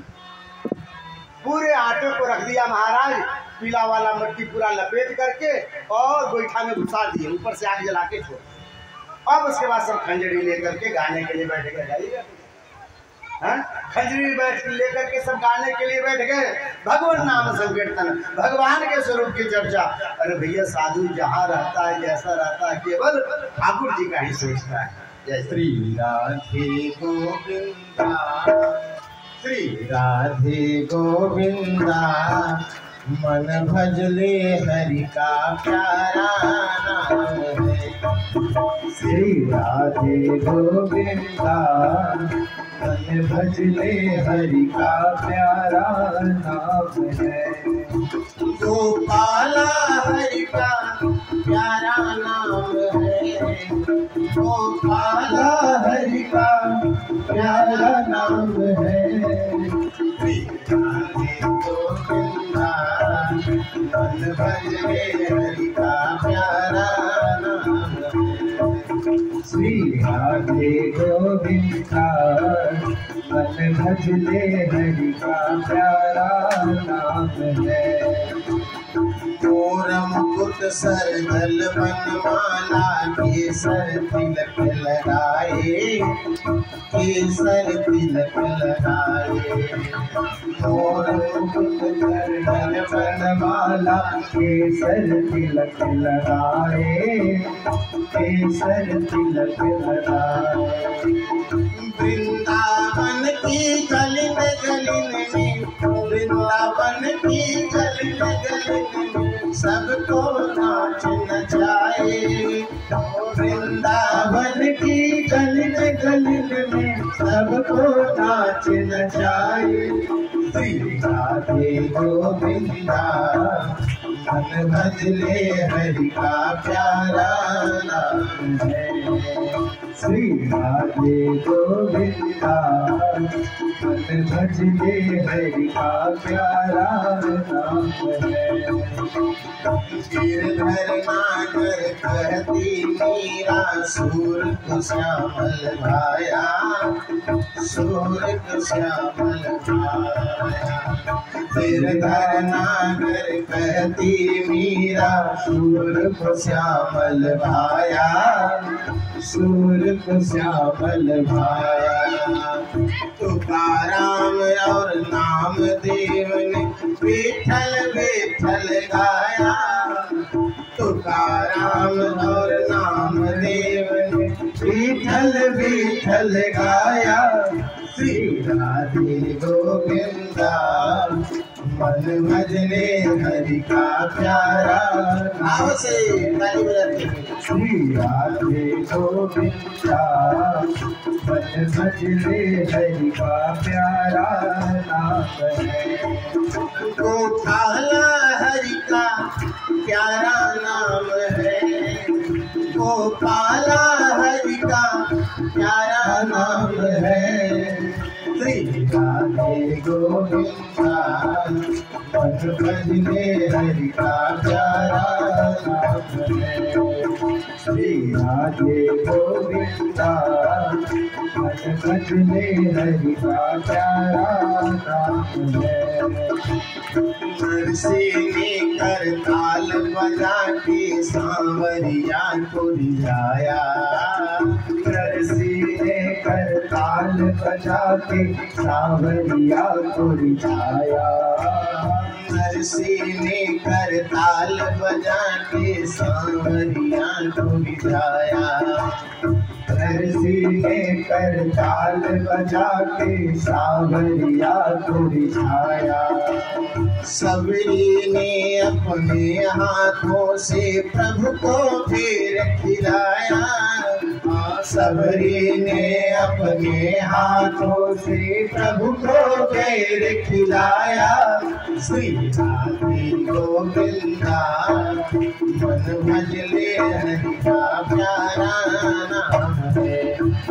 श्री राधे गोविंदा मन भजले हरि का प्यारा नाम है। गोपाला हरि का प्यारा नाम है। गोपाला हरि का प्यारा नाम है। श्री राधे गोविंदा मन भजले हरि का प्यारा नाम है। श्री राधे गोविंदा मन भजले हरि का प्यारा नाम है। राधा सत्य के बिना न कोई श्यामल दर्शन पाए। राधा शब्द के बिना न कोई श्यामल दर्शन पाए। राधा सत्य के बिना न कोई श्यामल दर्शन पाए। राधा सत्य के बिना न कोई श्यामल दर्शन पाए। आराधन कर राधे राधे जम के दूत भग जाए। आराधन कर राधे राधे जम के दूत भग जाए। श्री राधे गोविंदा मन भजले हरि का प्यारा नाम है। हे गोविंदा मन भजले हरि का प्यारा नाम है। गोपाला हरि का प्यारा नाम है। गोपाला हरि का प्यारा नाम है। श्री राधे गोविंदा मन भजले हरि का प्यारा नाम है। श्री राधे गोविंदा मन भजले हरि का प्यारा नाम है। श्री राधे गोविंदा मन भजले हरि का प्यारा नाम है। गोपाला हरि का प्यारा नाम है। गोपाला हरि का प्यारा नाम है। श्री राधे गोविंदा मन भजले हरि का प्यारा नाम है। श्री राधे गोविंदा मन भजले हरि का प्यारा नाम है। बोले श्री सीताराम नाम महाराज की जय हो। भगवान नाम की महिमा की चर्चा है इसमें। और अजामिल के द्वार पर संत महात्मा गा रहे हैं। खूब झमाझम गाया, खंजरी बजाई, कीर्तन हुआ। महाराज फिर उनकी जो है रोटी बन के तैयार हुई। भगवान को भोग लगाया। पहले का सुनो, भगवान के भोग की थोड़ी रोटी दे के आओ। जिसके यहाँ हम लोग हैं उस पर भगवान का भोग मिल जाए। एक महात्मा पहुंचा है, फिर से साकल खटखटाई, वेश्या ने दरवाजा खोला, हमारा जी कोई सेवा। ये लो प्रसाद, हाथ में प्रसाद दिया है, दरवाजा बंद की। महाराज जो रोई है सो रोई, हाथ में प्रसाद लेकर के रोई है। ये जीवन के कैसे क्षण है, आज मुझे भगवान का प्रसाद पाने को मिला, तुलसी मिली है। महाराज मुख में रखा, आंखों से आंसू बंद नहीं हुए। संतों ने फिर भगवान को सुनाया है, स्वयं सोए हैं। रात में 12 बजे 1 बजे के बाद जैसा होता है, खाने पीने वाले लोग जैसे आते हैं, अजामिल का आगमन हुआ है पूरा नशे में। बस जब लौटा तो देखा, दरवाजे पर पहुंचा, देख रहा है साधु महात्मा त्रिशूल, लगता मैं किसी दूसरे के दरवाजे पे आ गया। ऊपर देखा, नहीं अजामिल हाउस, नहीं मेरा ही घर, मेरा ही घर। दरवाजा खटखटाया, बेसा ने दरवाजा खोला, जो देखा उसे, अरे ये तो मेरा ही घर है, तो ये साधु महात्मा से क्यों बैठे यहाँ पे? तुम अंदर आ जा, तुम अंदर आ जा। नहीं अभी इनको निकाल के बाहर करो, हमारे दरवाजे पे कैसे? आप अंदर आओ। जब ही अंदर आया महाराज हाथ पैर दबा के कैसे करके सुला दिया, नशे में तक हो गया। सुबह उठाया, सुबह उठे महात्माओं ने प्रभात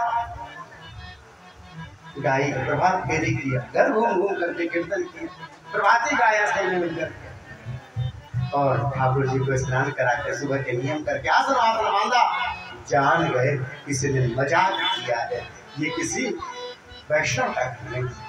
वैष्णव रहता तो कभी भी आता तो आपके चरण में करता, महाराज जी आपके चरण हमारे दरवाजे पे पड़े, हमारा जीवन धन्य हो गया। कुछ दिन तो यहाँ रहो, सत्संग हो, कोई आया नहीं। जरूर किसी पापी का घर है, पर हमारे ठाकुर जी भी एक दिन यहाँ रह गए तो इसका कल्याण करना जो है हमारा फर्ज बनता है। महाराज दरवाजा खटखटाया, दरवाजा खोला है देवी वैश्या ने, अजामिल का नशा उतरा हुआ। उन्होंने कहा देवी हम सब जा रहे हैं। अजामिल का जाओ, तुमको कौन रोक रहा है यहाँ पे? बड़ी राम। महात्मा ने कुछ नहीं बोला, शांत रहे। सुनो देवी तुम्हारे गर्भ में बालक है, ये बालक जब जन्म लेगा ना इसका नाम नारायण है। हमारी एक बात मानो, उसका नाम नारायण रखना, बस यही आशीर्वाद दे के जा रहे तुम। अजामिल को सहा नहीं गया, क्यों रखे, बेटा हमारा होगा, हम उसका नाम मुन्ना रखेंगे, हम टप्पू रखेंगे, हमारा बेटा। कुछ नहीं सुना, साधु चलते गए, बात आई गई हो गई, भूल गया अजामिल भी। महाराज उस वेश्या को याद था जब बच्चा का जन्म हुआ ना, उसने तभी उसका नाम नारायण रख दिया। छोटा बालक दुलराते हुए, घुमाते हुए, मनाते हुए, कुछ काटते हुए, अरे नारायण कैसा दिख रहा है देखो तो, अरे नारायण कितना सुंदर लग रहा है, और देखो नारायण गिर गया। बार बार नारायण नारायण का उच्चारण होने लग गया। जो व्यक्ति पापी होता है उसकी आयु छोटी हो जाती है, आप पुण्य करोगे तो आपकी आयु बढ़ जाएगी। लोग कहेंगे हाथ में तो आयु नहीं है, लेकिन आप अभी 10 साल ज्यादा चल रहे हो, क्यों? आपने पुण्य किया, भोले बाबा को जल चढ़ाया, गरीबों को खाना खिलाया, आपकी आयु बढ़ गई। तो आयु घट जाती है पाप करने से। अजामिल के भी बीमार पड़ने पर उसकी आयु घट गई और यमदूत आ गए लेने के लिए। भयानक यमदूतों का स्वरूप देखा, अपने पुत्र जिसको ज्यादा प्रेम करता था पुकारा, नारायण नारायण मुझे बचाओ। जब भी बोला नारायण, महाराज बच्चा तो पता नहीं कहाँ था, भगवान के पार्षद जो दूत थे, भगवान के पार्षद दौड़ पड़े हैं, नंद सुनंदादि दौड़ पड़े और गले में पास बांध करके खींच रहे थे यमदूत। भयानक स्वरूप। जब व्यक्ति मरता रहता है ना, उसके चेहरे की आकृतियां बताती है उसको लेने के लिए भगवान के पार्षद आए कि यमदूत आए। जब यदि डर जाए व्यक्ति, आंखें बड़ी करने लग जाए, मलमूत्र निकल जाए शरीर से, तो समझना किसी भयानक को देखा है, यमदूतों को देखा है। कभी कभी वो लोग सहज निकल जाते, कान से प्राण निकल गए, आंख से निकल गया, सोते सोते चले गए। भारत अच्छी मौत हो, अच्छी मानी जाती, नहीं तो ज्यादातर ऐसा होता है कि बड़ी कठिन होती है। जन्म तो मरा तो दूसरा दुख हो गई, मरते से बड़ा कष्ट होता है, रोआ रोआ से प्राण खींचा जाने लगता है, आदमी तड़फड़ाता है, प्राण निकलता नहीं रहता है। यमदूत जब खींचे हैं, प्राण तड़फड़ाया है, चिल्लाया है, भगवान के दूत आए, बोले छोड़ दो इसे। कैसे छोड़ दे महाराज, पापी है पापी। अरे सामान्य व्यक्ति पाप करता तो फिर भी क्षमा था, उसे मालूम नहीं था, इसलिए तो ब्राह्मण के शरीर में रहते पाप। भगवान ने ब्राह्मण बना के भेजा था, वेद पढ़ा था इसने, इसके बाद इसने वैश्यागमन किया, सुरापान किया, चोरी की, डकैती की, सब पाप किया इसने। महाराज इसने जीवों की हत्या की, इसे तो भयानक नरक मिलेगा, बड़े पाप किए इसने। बोले नहीं नहीं, अभी तुम इसको ले नहीं जा सकते, क्यों? इसकी आयु बची हुई है और इसने भगवान का नाम लिया है। अरे भैया, इसने अपने बेटे को बुलाया, नहीं नहीं भगवान को बुलाया। बताओ, पहले नारायण हुए कि पहले इसका बेटा हुआ? वही पहले तो नारायण भगवान हुए, तो फिर नाम किसका हुआ? भगवान का। तो फिर तो पुकारा तो उसी का नाम नहीं, इसको नहीं ले जा सकते। बड़ा सुंदर श्लोक है, न निष्कृत ब्रह्मवादी तथा भगवान व्रतादि यथा हरेर नाम पदैरुदाहृतैस्तदुत्तम श्लोक गुणोपलम्बकम। अरे भैया, बहुत लोग बहुत सारा व्रत करते हैं, बहुत लोग बहुत सारा स्नान करते हैं, कैठो मैया होती 4-5 धाम घूम के चली आती है। जनकपुर से बस खुलता है महाराज, वो 12 ज्योतिर्लिंग का दर्शन करा के ले आता है कि जितना भी धर्म करो एक तरफ, घर में बैठ के सीताराम सीताराम सीताराम सीताराम सीताराम करो एक तरफ, उससे ज्यादा पुण्य होता है जब अपने जिह्वा से आप भगवान का नाम लेते हैं। धाम करना, व्रत करना है, दान करना, उनसे ज्यादा पुण्य होता है जब जिह्वा आपकी भगवान नाम लेती है। महाराज आपके सब पाप ताप सब समाप्त होते चले जाते। यहाँ जब ऐसी बात कही, अब तो घबराए सब, विष्णुदूतों ने छुड़ा लिया, अजामिल को जाने नहीं दिया नरक में, क्योंकि आयु से बची थी, छोड़ करके गया। अजामिल ने सब देखा है, अब बुद्धि खुली, अरे मैं ब्राह्मण था, मैंने कौन सा पाप किया है भगवान, मेरी क्या स्थिति हो गई। गया हरिद्वार, हरिद्वार सब छोड़ करके गया, वहां भगवान का भजन करने लग गया। फिर से बुद्धि शुद्ध हो गई। फिर से कहते हैं अपने जीवन में पुण्य सदा बनाए रखना, भगवान नाम लेते रहो, किसी प्यासे को पानी पिलाते रहो, ये आपका पुण्य कभी खाली नहीं जाएगा। अजामिल को मरते मरते उसका पुण्य काम दे गया, मुख से नारायण निकला और कहते हैं भगवान के दूतों ने बचाया है। भगवान नाम का भजन करते हुए जब आयु समाप्त हुई तो वैकुंठ धाम को चला गया अजामिल। बोलिए भक्तवत्सल भगवान की जय। यहाँ भी जो यमदूत थे पहुंचे यमराज के पास, वही धर्मराज है, वही यमराज है। पूछा महाराज चित्रगुप्त को कहा करो अच्छे से देखा करे फाइल, क्या हुआ। अरे विष्णुदूतों ने हमें मारा, गदा गदा मारा, मारा दुबरा दुबरा के मारा। काहे को अजामिल को लेने गए थे, ब्राह्मण था, पापी था, नरक को जाने के योग्य था। कह रहे कि क्या हुआ, अरे भगवान का नाम ले लिया। अरे कौन सा नाम ले लिया महाराज, नाम अलग अलग है। अरे नहीं कोई भी नाम लिया हो। सुनो बेटा, जीव चाहे कैसा भी हो, जिसके जीवा से भगवान का नाम निकल गया हो ना, वो चाहे ऋषि लोक में जाएगा, पितृलोक में जाएगा, स्वर्गलोक में जाएगा, और वह नरक में नहीं जाएगा। भगवान नाम की ऐसी महिमा, ये नहीं जा सकता। महाराज कौन डिसाइड करता है ये, तो बताया 12 जो है 12 भागवत हैं, जो व्यक्ति जिसके मुख से भगवान नाम निकलता है उसके लिए क्या व्यवस्था किया जाए, उसके लिए कमेटी बनी हुई है 12 भागवत, वो डिसाइड करती है। बेटा यदि कोई भगवान नाम जिसके मुख से निकला हो ऐसा तुम्हें दिख भी जाए ना, उसको पकड़ के लाना। क्या बोल रहे हो महाराज। हाँ, जो भगवान का नाम न लेता हो जिस जुआ से, यदि ऐसा कोई मिले तो उसे पकड़ के लाना, हम दंड देंगे। पर जिसके मुख से एक बार भी भगवान नाम निकला हो उसे दूर से प्रणाम कर लेना और सोचना आज का दिन तुम्हारा अच्छा है, तुमने किसी भगवान के भक्त के दर्शन कर लिए। तो आप फाइनल बता दीजिए महाराज, किसको लाना है और किसको छोड़ना है। यहाँ बहुत सुंदर कहते हैं, देख लो नरक में जाने वालों का एड्रेस, पता, स्वरूप। जिह्वा न भक्ति भगवद गुण नाम ध्येयम, जो सदा इधर उधर की चर्चा करे, इधर उधर की निंदा करे, अड़ोस पड़ोस, भूपा नाना, खाना पाना, है ना, लेकिन भगवान की चर्चा न करे, भगवान की कथा की चर्चा न करे, भगवान का नाम न ले। जिह्वा न भक्ति भगवद गुण नाम ध्येयम, और उसको पकड़ के लाना हमारे पास। दूसरे किसको लाना, चेतन स्मरति तच्चरणारविंदम।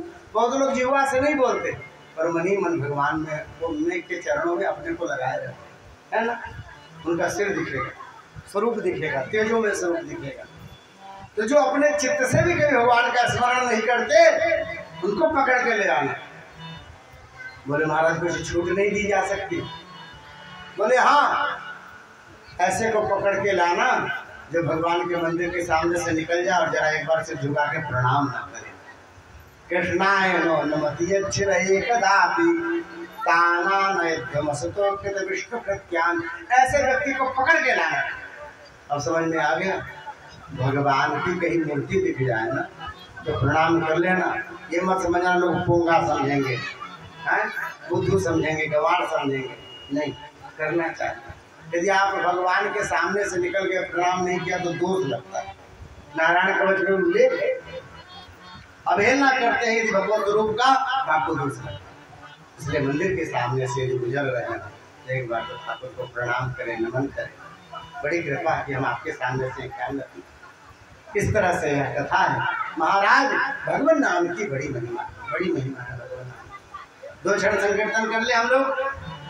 हरे राम राम राम सीता राम राम राम, हरे राम राम राम सीता राम राम राम, हरे राम राम राम सीता राम राम राम, हरे राम राम राम सीता राम राम राम, हरे राम राम राम सीता राम राम राम, हरे राम राम राम सीता राम राम राम, हरे राम राम राम सीता राम राम राम, हरे राम राम राम सीता राम राम राम, राजा राम राम राम सीता राम राम राम, राजा राम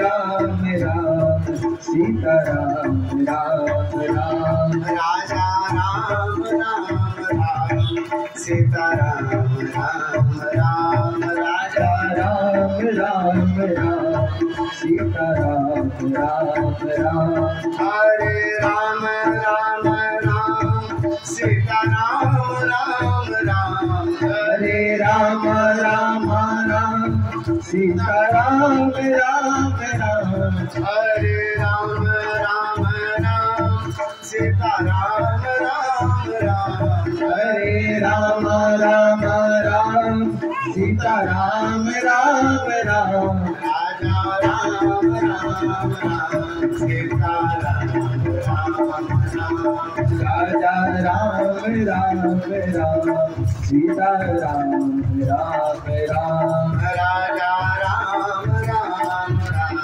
सीता राम राम राम, राजा राम राम राम सीता राम राम राम, सीता राम राम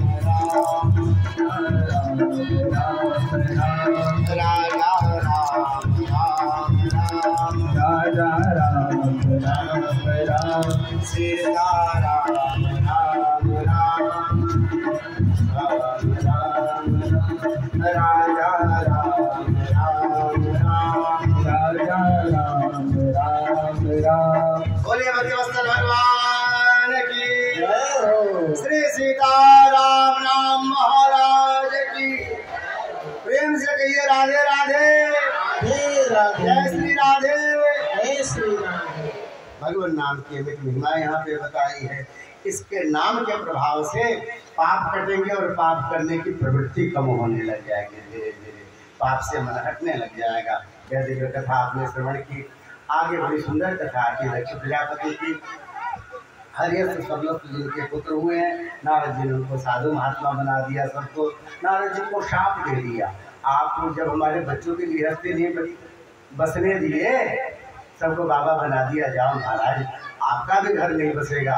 एक जगह यदि आप रह गए तो आपके सिर के टुकड़े टुकड़े हो जाएंगे। बाद में 60 कन्या हुई और इनके 60 कन्या के वंश का लगा। महाराज बृहस्पति एक बार उठ हुए थे इंद्र से। विश्वरूप को इंद्र ने अपना गुरु बनाकर के यज्ञ किया था। यज्ञ पूजा पाठ करते रहने से व्यक्ति बली होता है, इसीलिए इसमें प्रवृत्ति बनाना चाहिए। लोग कहते हैं कि महाराज क्या जरूरी है करने का पूजा। कब किए थे सत्यानारायण कथा में? गृह प्रवेश हुआ था तब किए थे। गृह प्रवेश के कितने दिन हो गए? तो बोले महाराज 20 साल हुआ। नहीं, ठाकुर जी थोड़ा धन दें, घर परिवार करो, खूब एसी लगाओ, ठंडे में रहो, लेकिन महाराज उसमें से थोड़े पैसे बचाओ। सत्यनारायण कथा कर लिया है ना, नहीं कुछ कहा, 10 महिलाओं को जुटा लिया, हनुमान चालीसा का पाठ कर लिया, सबको प्रसाद दिए। ऐसा करके कुछ न कुछ पुण्य करते रहना चाहिए, इससे व्यक्ति रिचार्ज होता रहता है। नहीं पुराना वाला स्टॉक खत्म हो जाएगा, धम से गिर जाता है ना। इसलिए पुण्य में प्रवृत्ति बना के रहिए, करते रहना चाहिए। भोला बाबा को जल देते रहा करो, है देना चाहिए। सब लोग दे रहे हैं सावन में ना, सब लोग चढ़ा रहे हैं। बोले बाबा भोलेनाथ की जय हो। विश्वरूप को गुरु बनाया था। यह कथा आती है महाराज। बृहस्पति एक बार अवहेलना से दुखी हुए इंद्र त्याग कर दिया। गुरु के त्याग करने से व्यक्ति कमजोर होता है। विश्वरूप बड़े विद्वान ब्राह्मण कष्टा के पुत्र मनाया है। पहले तो माने नहीं, फिर मान गए। उनके 3 सिर थे, यज्ञ किया, महाराज आहुति दी, नारायण का उसका उपदेश दिया इंद्र को। इसके बल से इंद्र बड़े बड़े बड़े पहलवान हो गए, बड़े बलवान हो गए।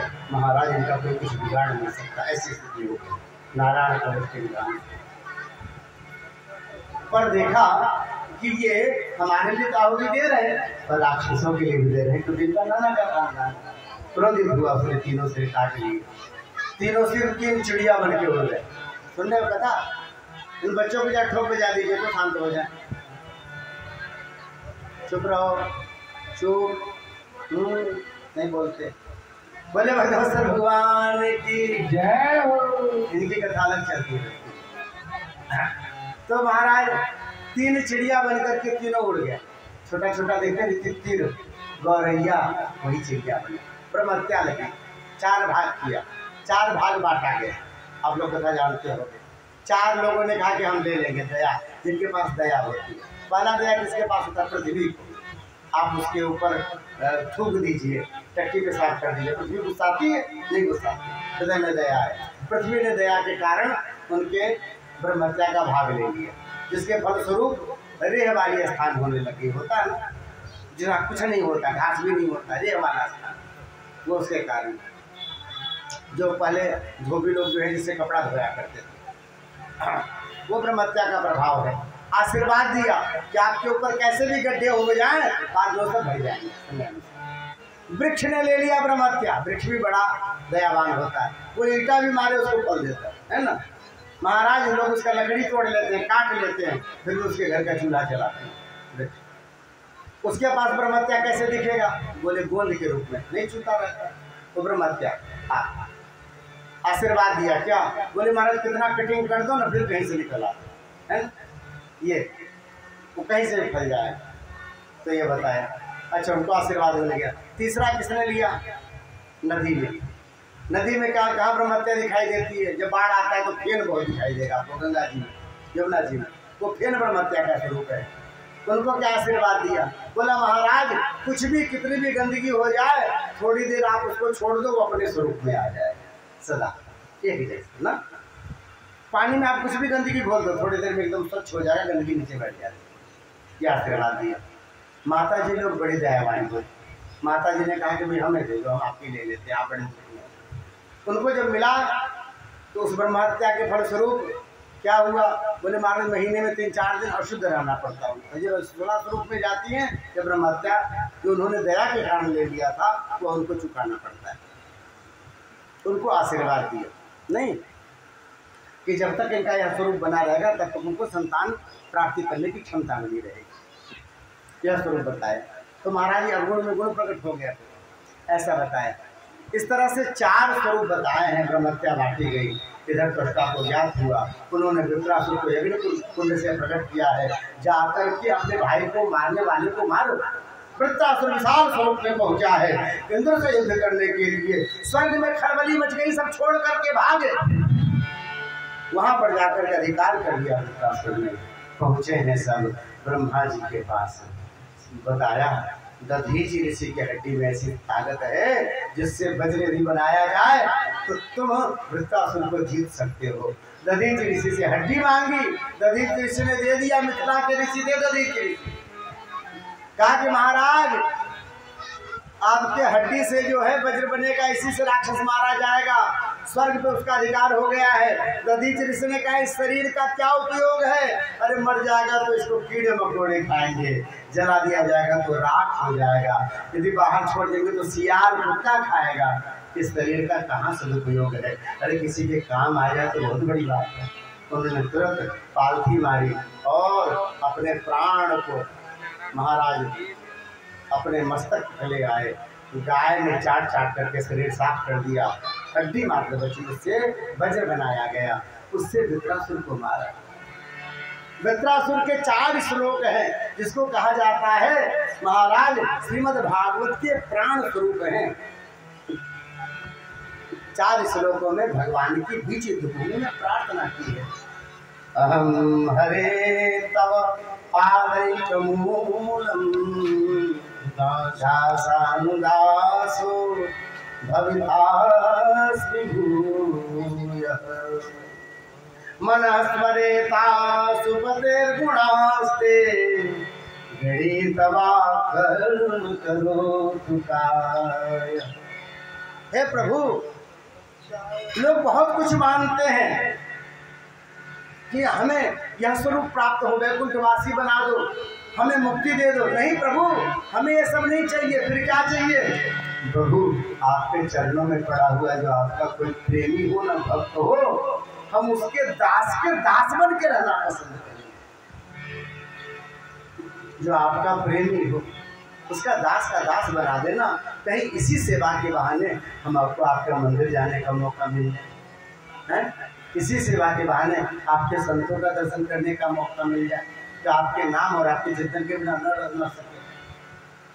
ऐसा स्वरूप हमें बना दो प्रभु कि भले ही हम नौकर के नौकर हो, पर किसी भक्त के नौकर हो प्रभु, जहाँ आपका निरंतर कीर्तन हो, निरंतर चिंतन हो, ऐसा बना देना। हमें कोई बड़े राज्य का राजा मत बनाना, हमें स्वर्ग के आधिपत्य नहीं चाहिए। नागपिष्टम नचपारमेष्टम न सार्वभौमम न रसाधिपत्यम न योग सिद्धिरपुनर्भवम वा समंजसत्तव्यरहय्यकांक्षे।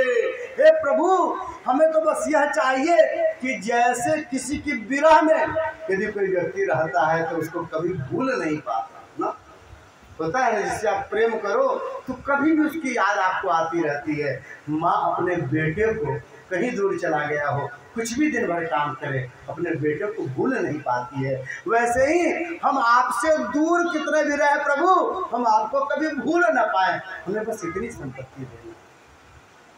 अजात पक्षा इव मातरम खगा स्तन्यम यथा वत्सतरा खुदार्का प्रियम प्रियेव पृषतम विषण्णा मनोरविंदाक्षलिवेक्षते। हे प्रभु, जैसे पंछी के छोटे से बच्चे ने जिनका पाख नहीं निकला है और घोंसले से उड़ करके गई है माँ दाना चुगने के लिए, वो बार बार उचक के घोंसले में देखते हुए माँ आएगी मेरे मुंह में दाना डाले। जैसे उनको अपने माँ का इंतजार रहता है ना, वैसे मुझे आपका इंतजार हो। जैसे कोई गाय चरने गई है, बछड़ा घर में बंधा पड़ा है, वो बार बार दरवाजे की तरफ देखती है, वो बछड़ा देखता है, बछड़ी देखती है कि अब माँ आएगी और मुझे दूध पिलाएगी। जैसे बार बार दरवाजे की तरफ वो देखती है ना प्रभु, हम आपके दर्शन को लालायित रहे। जैसे किसी प्रिया का पति किसी स्त्री का पति विदेश में माने गया है, उसने चिट्ठी लिखा कि हम रविवार को आ रहे हैं। महाराज, उसके बाद वो सोते जागते उठते बैठते, जैसे उसका निरंतर स्मरण करती है। जैसे दरवाजे में खटका होता है दौड़ जाती है, लगता है पति आ गया। ऐसे ही हमें आपका स्मरण हो प्रभु, निरंतर स्मरण। ऐसा जो ऐसा मांगा इंद्र ने वाह वाह किया। अरे धन्य हो दैत्य राज, इतनी सुंदर बुद्धि है तुम्हारी भगवान में लगी हुई। यहाँ बड़ा सुंदर उपदेश किया इंद्र को। अरे कहा सावधान हो जाओ, तुम शत्रु हो, तुम मेरे भाई के हत्यारे हो। तुमने ब्राह्मण की हत्या की है, तुमने 4 हत्या की, अपने गुरु की, आचार्य की, मेरे भाई की, ब्राह्मण की हत्या की। इसलिए मैं तुम्हें जरूर दंड दूंगा। महाराज विशाल मुख फैलाया, इंद्र को लील गया। 1 साल तक इंद्र पेट में रहे, पर इंद्र की मृत्यु नहीं हुई, क्योंकि नारायण कवच के द्वारा संरक्षित थे। वज्र से पेट को काट करके 1 साल में बाहर आ पाए। ऐसा विशाल शरीर था। वृत्रासुर की मृत्यु हो गई। वृत्रासुर के विषय में जब जाना, भगवान की प्रार्थना सुनी, पूछा है। अरे हम सब बैठ करके मंदिरों में रहते हैं तो इधर उधर की बत्ती आने लग जाते हैं, थोड़ी देर में कथा में भी बैठते हैं तो 2 मिनट में अगल बगल के कान को पवित्र करने लग जाते हैं, इसका उसका बात करने लग जाते हैं। अरे ये कौन सा राक्षस था भैया कि बीच रणभूमि में भगवान की चर्चा कर रहा था? राक्षस कैसे बना? तब चित्रकोटियों की कथा आती है, जिसकी करोड़ों रानियां थी, बेटा नहीं था। ऋषि मुनि के आशीर्वाद से उसको बेटा हुआ, पर वह बेटा भी अल्पायु में ही मर गया। सब रानियों ने मिलकर, जो एक रानी को बेटा हुआ था तो बाकी रानियों ने जलन से उसको विष दे दिया, सौतिया डाल। जिसको बेटा हो गया तो राजा इसी को ज्यादा मानेंगे, हमको नहीं मानेंगे। मर गया बालक, अब तो जो राजा जोर हुए शोर हुए, अंगिरासी लाड़ फिर से आए हैं, मेरा बेटा मुझे दिलवाओ। लौटा के लाया उस जीव को जो बेटे के रूप में था। बेटा प्रणाम करो, ये तुम्हारे पिताजी। जब ही देखा इसे राजा ने, अरे बेटा आओ आओ, मैं रो रहा हूँ, मुझे 4 दिन 5 दिन रोते रोते हो गए, आँख फूट गई रोते रोते, गले लिपट लो पिताजी को। जीव पूछता है आप मेरे किस जन्म के माता पिता हो? हमारे तो बहुत सारे जन्म हुए, भगवान गीता में कहते हैं अर्जुन हमारे तुम्हारे बहुत सारे जन्म हुए, मुझे वो सब याद है, तुम्हें याद नहीं है। बहुनी में व्यतीतानी जन्मानी तव चार्जुन, कहते हैं हमारे बहुत सारे जन्म हुए, कभी हम गधा बने, कभी घोड़ा बने, कभी उल्लू बने। इसमें से आप किस जन्म के माता पिता? हम कई बार आदमी भी बने। आप अपना एड्रेस पक्का बताओ तो हम प्रणाम कर लेंगे आपको। माथा खुली चित्रकेतु के, अरे राम राम, जिसके लिए मैं 5 दिन से रो रहा था वही हमसे पूछता तुम कौन वाले बाप हो? यही संसार का नियम है महाराज। बेटा होता है तो केवल बेटा नहीं होता, कई बार जो शत्रु होता है वो बेटा बन के आ जाता है अपनी शत्रुता वसूलने के लिए, माँ बाप को दुख देने के लिए। होता है कभी कभी कोई ऋण जिसका आप ले लिए हो और उसका पैसा नहीं चुकाए हो, वह ऋण वाला व्यक्ति वह बेटा बन करके आ जाए और आपका जितना धन है सब तहस करके फिर चला जाएगा जवानी। अब आप माथा पीटते हो, बेटा चला गया, पैसा ही बर्बाद कर दिया, कुछ नहीं। सीधे बेटा नहीं होता हमारे, कई तरह के बेटे होते हैं संसार में।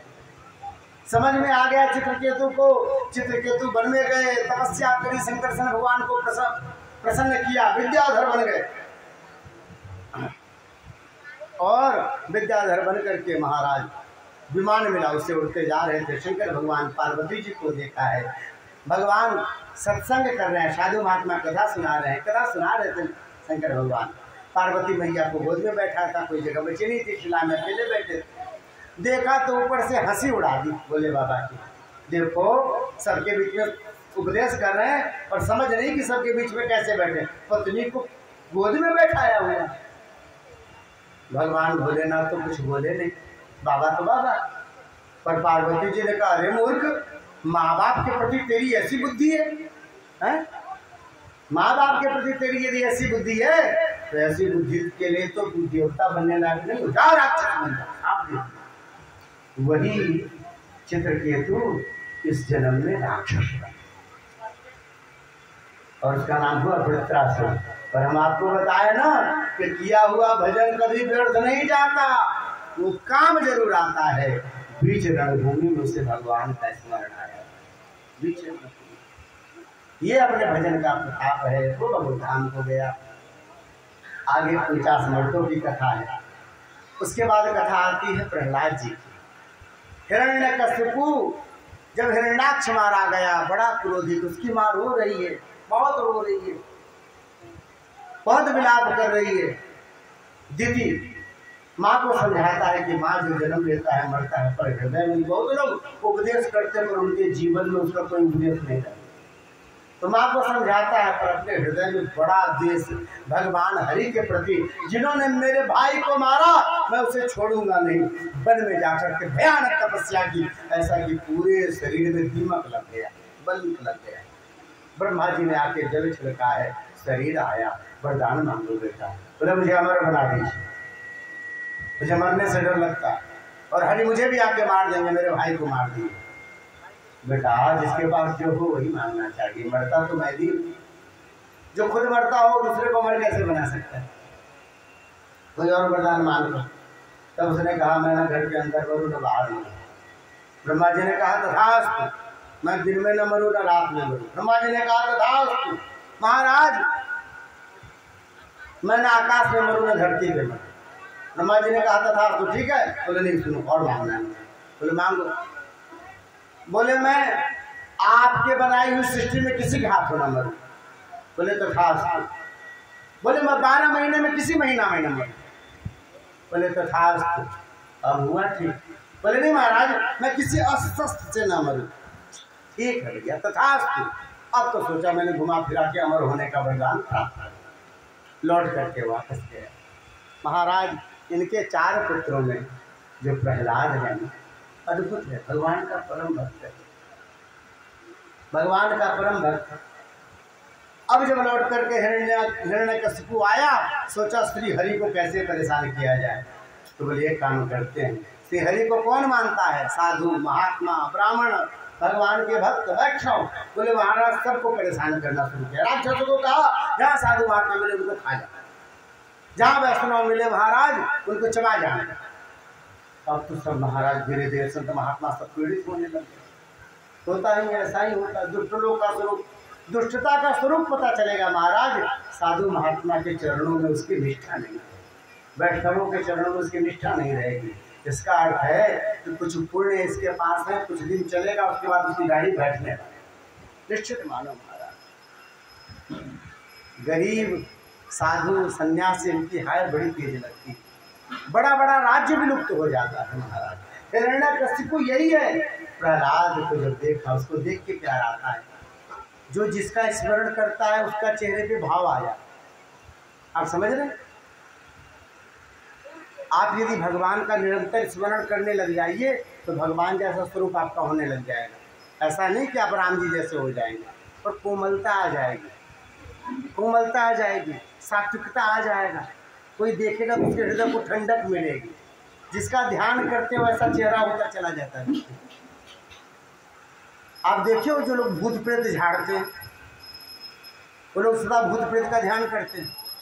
अरे वो बताएं चाहे नहीं बताएं, बस में आपके बगल में आके बैठ जाए आपको डर लगने लगेगा। वो हो भी जाते, भूते जैसे हो जाता है उनका मुँह, देखो तो डर लगता है।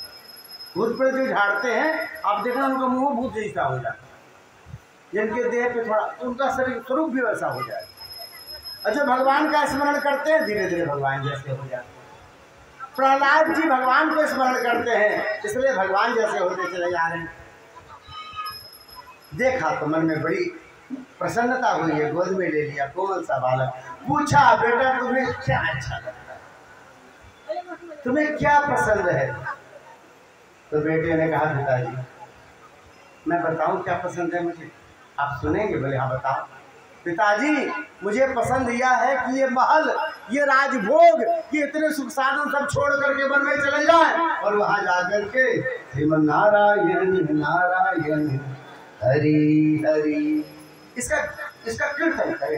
अरे ये तो मेरे दुश्मन का नाम ले रहा है, लगता कोई इसको गलत पाठ पढ़ा रहा है। मैं राजकाज में अपने बच्चों को भूल रहा हूँ, अरे ध्यान देना पड़ेगा। इनको पढ़ने की आवश्यकता हो गई है, कोई गलत पाठ न पढ़ा दे। इनको गुरु के पास भेजो। संड और अमर्क शुक्राचार्य जी के संतान हैं, उनके पास भेजा है। और महाराज जो भगवान का भक्त होता है न, वो जहाँ जाता है वहाँ भजन करता है। वहाँ भी जब गुरु जी लोग जिस क्लास में न बैठे मिले, खाली क्लास हो, वहाँ हमारे प्रहलाद जी कीर्तन कराने लग जाते हैं। 2 मिनट सब लोग कीर्तन करते हैं। श्रीमन नारायण नारायण हरि हरि, श्रीमन नारायण नारायण हरि हरि, श्रीमन नारायण नारायण हरि हरि, श्रीमन नारायण नारायण हरि हरि। तेरी महिमा सबसे न्यारी न्यारी, तेरी महिमा सबसे न्यारी न्यारी, श्रीमन नारायण नारायण हरि हरि, श्रीमन नारायण नारायण हरि हरि। सबसे कीर्तन कराने लग गए। बालकों से बात पहुंची हिरण्यकशिपु के पास। आग बबूला हो उठा, बुलाया बालक को। ये क्या कर रहे हो, खुद बिगड़े सबको बिगाड़ रहे हो, कौन सिखाता है तुम्हें? गुरु को बुलाया। क्या सिखा रहे हो तुम? बोले महाराज हम कुछ नहीं सिखा रहे, पेट से सीख के आया, जब से जन्म लिया तब से कीर्तन करता है ये। क्या पढ़ते हो तुम विद्यालय में? अपने सिलेबस से बताओ क्या पढ़ते हो। पिताजी मैं बताऊं मैं क्या पढ़ता हूँ? किताबों में तो बहुत कुछ लिखा रहता है, पर मैं पढ़ता क्या हूँ? क्या पढ़ते हो बताओ? भगवान की भक्ति 9 प्रकार की होती है पिताजी। श्रवणम कीर्तनम विष्णु, स्मरणम पाद सेवनम, अर्चनम वंदनम, दास्यम सख्यमात्म निवेदनम। भगवान की 9 प्रकार की भक्ति है पिताजी। इसमें से एक भी भक्ति यदि आप अपने हृदय में रख लो तो श्री हरि आपको अवश्य अपना लेंगे, आपके सब पापों को क्षमा कर देंगे।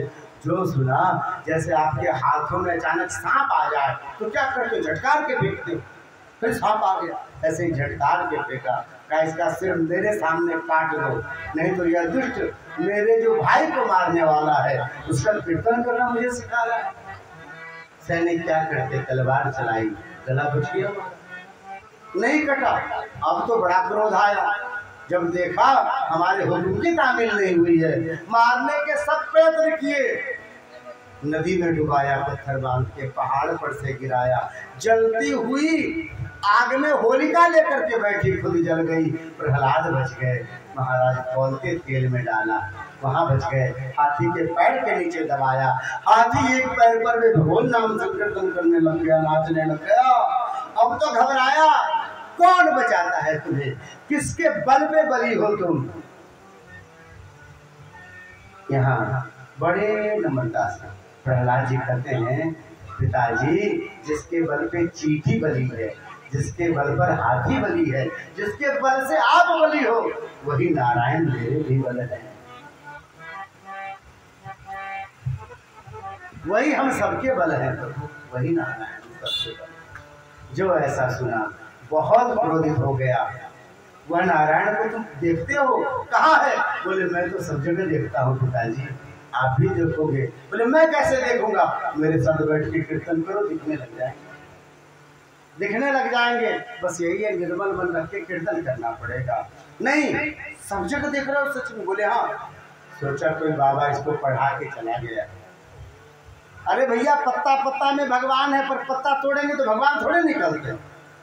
सोचा ये जिसके सामने एक बार कोई चीज तोड़ फोड़ के दिखा दूं, और जब हरी नहीं निकलेंगे तो इसको लगेगा कि ये बात केवल किताबों में लिखी है, ऐसा होता नहीं है। उसने कहा इस खंभे में भी भगवान है। बोले हाँ, जब सब जगह है तो खंभे में भी क्यों नहीं है? खंभे में भी भगवान है। ऐसा जब ही कहा, गदा उठाया है महाराज, और गदा उठा के जोर से प्रहार किया। जब ही प्रहार किया, खंभे पे भयानक ध्वनि निकली है, और खंभा टूट के गिरा, चारों तरफ धूल धूल है, और किसी को देखते नहीं बन रहा है, आंखें चौंधी आ रही है। एक विशाल स्वरूप प्रकट हुआ, बड़ा बड़ा बड़ा बड़ा होते होते होते होते बादल के पार भयानक स्वरूप, अचानक भयानक गर्जना हुई है। अरे गर्जना कैसी है, दसों दिशाओं के कुंचर कांपे हैं, पृथ्वी डोली है, आकाश हिलने लगा है। ये कौन है? चरणों पे दृष्टि गई, नर है नर है नर है। अरे नहीं, ऊपर में देखा तो सिंह है। अरे भैया न नर है न सिंह है, ये साक्षात नरसिंह भगवान है। बोले नरसिंह भगवान की। सत्यम विधातुम निज भृत्य भाषितम। अपने भक्त की बात को सत्य करने के लिए भगवान कण कण में है, पर आप ऐसे ऐसे जाके खोदेंगे तो भगवान थोड़े नहीं निकलेंगे। पर भगवान कहते हैं कि मेरे भक्त ने यदि कह दिया कि खंभे में मैं हूँ, यदि मैं नहीं निकलूंगा तो हमारे भक्त की बात झूठी हो जाएगी। लोग कहेंगे आपका भक्त झूठ बोलता था। अपने भक्त की बात को सत्य करने के लिए परमात्मा ने माता पिता नहीं खोजा, आज खंभे को माता पिता बना करके खंभे के रूप से प्रकट हो गए। जब ही देखा घबराया, कांपा, डरा। अरे अरे मैं जान गया कि श्री हरि है, मैं छोड़ूंगा नहीं, इतना भयानक स्वरूप मैं छोड़ूंगा नहीं। जब तक तलवार संभाले, गदा संभाले, भगवान ने जैसे गरुड़ सांप को पकड़ता है, पकड़ा है, और पकड़ करके अपने गोद में पटक दिया। भागना चाहता, दबा लिया है। हिरण्यकशिपु कहता, मुझे मारना चाहते हो तुम, मुझे मारोगे?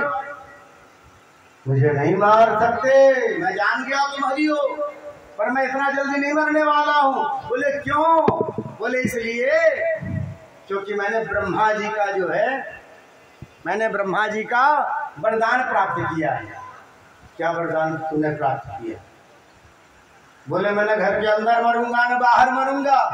देख ले, न मैं घर के अंदर हूं न बाहर हूं, चौखट पे बैठा हुआ, देख लिए। अब तो घबराया, देखा सच में देहली पे बैठे हुए। ऐसे भगवान कहाँ मिलेंगे महाराज?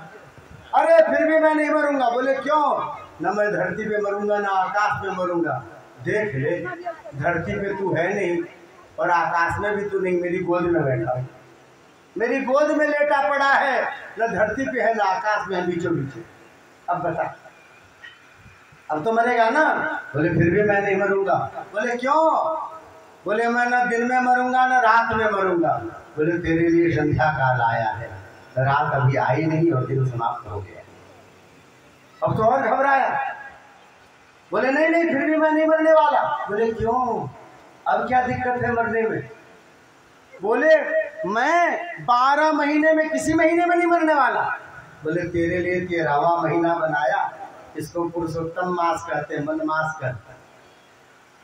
ये 13वां महीना है, अब तो मरोगे। बोले फिर भी मैं नहीं मरूंगा। बोले क्यों? बोले मैं ब्रह्मा जी की बनाई हुई सृष्टि में किसी के हाथों नहीं मरने वाला।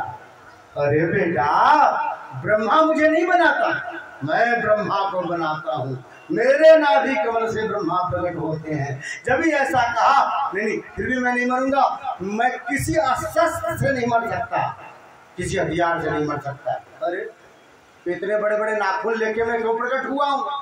नेल पॉलिश लगानी, तेरा पेट चीरना। ऐसा करके भगवान ने उसके पेट में अपने नाखून डाल दिए और जो खींचा महाराज पूरी अतरी बाहर हो गई। और गोविंदाय नमो नमः प्राण पखेरु उड़ गए उसके। भयानक स्वरूप भगवान का, आंतों की माला पहनी, रक्त से पूरा चेहरा लाल, जो गर्जना करते हैं बादल तितर बितर हो रहे हैं, धरती हिल रही है, देवता सब आए। भगवान थोड़ी देर बोल करेंगे तो प्रलय आ जाएगा। अब क्या करें? सब देवताओं ने आके स्तुति की, क्रोध शांत नहीं हुआ। लक्ष्मी जी को पकड़ के लाए, माँ तेरे पति क्रोधित हैं, तुम शांत करो। क्या बात करते हो? मेरे पति तो कभी क्रोधित नहीं, वो तो सदा मुस्कुराते रहते हैं। जब भी आई लक्ष्मी जी, और नरसिंह भगवान ने गर्जना की जोर से, जो गर्जना की लक्ष्मी जी भागी वहां से। राम शेर के सामने मुझे खड़ा कर दिया, अब तो कुछ काम नहीं बन रहा, क्या है? प्रहलाद जी को देखा, उनको सामने किया। प्रहलाद जी ने हाथ जोड़ा है और कहा प्रभु जब बड़े बड़े देवता हारे, ऋषिमुनि हारे, ब्राह्मण हारे, गंधर्व हारे, मैं राक्षस का बेटा, मैं आपको कैसे प्रसन्न कर पाऊंगा? पर प्रभु मैं प्रसन्न कर पाऊंगा। क्यों? क्योंकि आप अपने भक्त की जाति नहीं देखते, आप अपने भक्त का कुल नहीं देखते, आप अपने भक्त के जेबी का पैसा नहीं देखते, आप अपने भक्त की सुंदरता नहीं देखते, आप तो केवल भक्ति प्रियो माधव, आप केवल अपने भक्त के हृदय की भक्ति देखते हो प्रभु। पर मुझे लगता है मुझे बालक से आप प्रसन्न हो जाओ। जो सुना है प्रहलाद जी ने, बड़ी लंबी सुनी, प्रसन्न हो गए महाराज। बोले कुछ वरदान मांगो। कुछ नहीं चाहिए आप मिल गए, सब मिल गए, क्या चाहिए? भगवान मिल गए, फिर भी मांग लो। तो बोले फिर ये कृपा करो कि आपके सामने जाकर के कुछ मांगने की कभी इच्छा नहीं ना, मेरे पिताजी की सदगति कर देना प्रभु। हाँ ये तो मेरे पिता है ना। अरे बेटा तुमने प्रार्थना में कहा ना, जो मेरा भक्त होता है उसकी 21 पीढ़ियों को मैं काट देता हूँ। ये तो तेरे बाप ही है, इनकी दुर्गति क्यों होगी? ये तो कर जाएंगे। तो फिर कुछ नहीं चाहिए, मेरे सिर पे रख दो प्रभु जी अपने दोनों हाथ, देना है तो दीजिए जन्म जन्म का साथ। मेरे सिर पर रख दो प्रभु जी अपने ये दोनों हाथ, देना है तो दीजिए जन्म जन्म का साथ। देना है तो दीजिए जन्म जन्म का साथ, देना है तो दीजिए जन्म जन्म का साथ। परमात्मा के सामने चरणों पे सिर रख दिया है, प्रणाम किया है प्रहलाद जी ने। भगवान ने अभय दान किया। इसके बाद कथा आती है महाराज, दत्तात्रेय जी का दिव्य प्रसंग है। यहाँ पर प्रहलाद जी से चर्चा है। और बोलिए भक्तवत्सल भगवान की। 7 बज गए, कैसे होगा? 5-7 मिनट में निकलते, जन्म पे आ रहे गाएंगे कि आज मिथिला नगरी गा लिया, बोलेंगे हाँ, आपको दे देंगे समय। हम तो जोर जोर से गाते फिर आपको मीटर नहीं पकड़े है आपके पास समझे क्या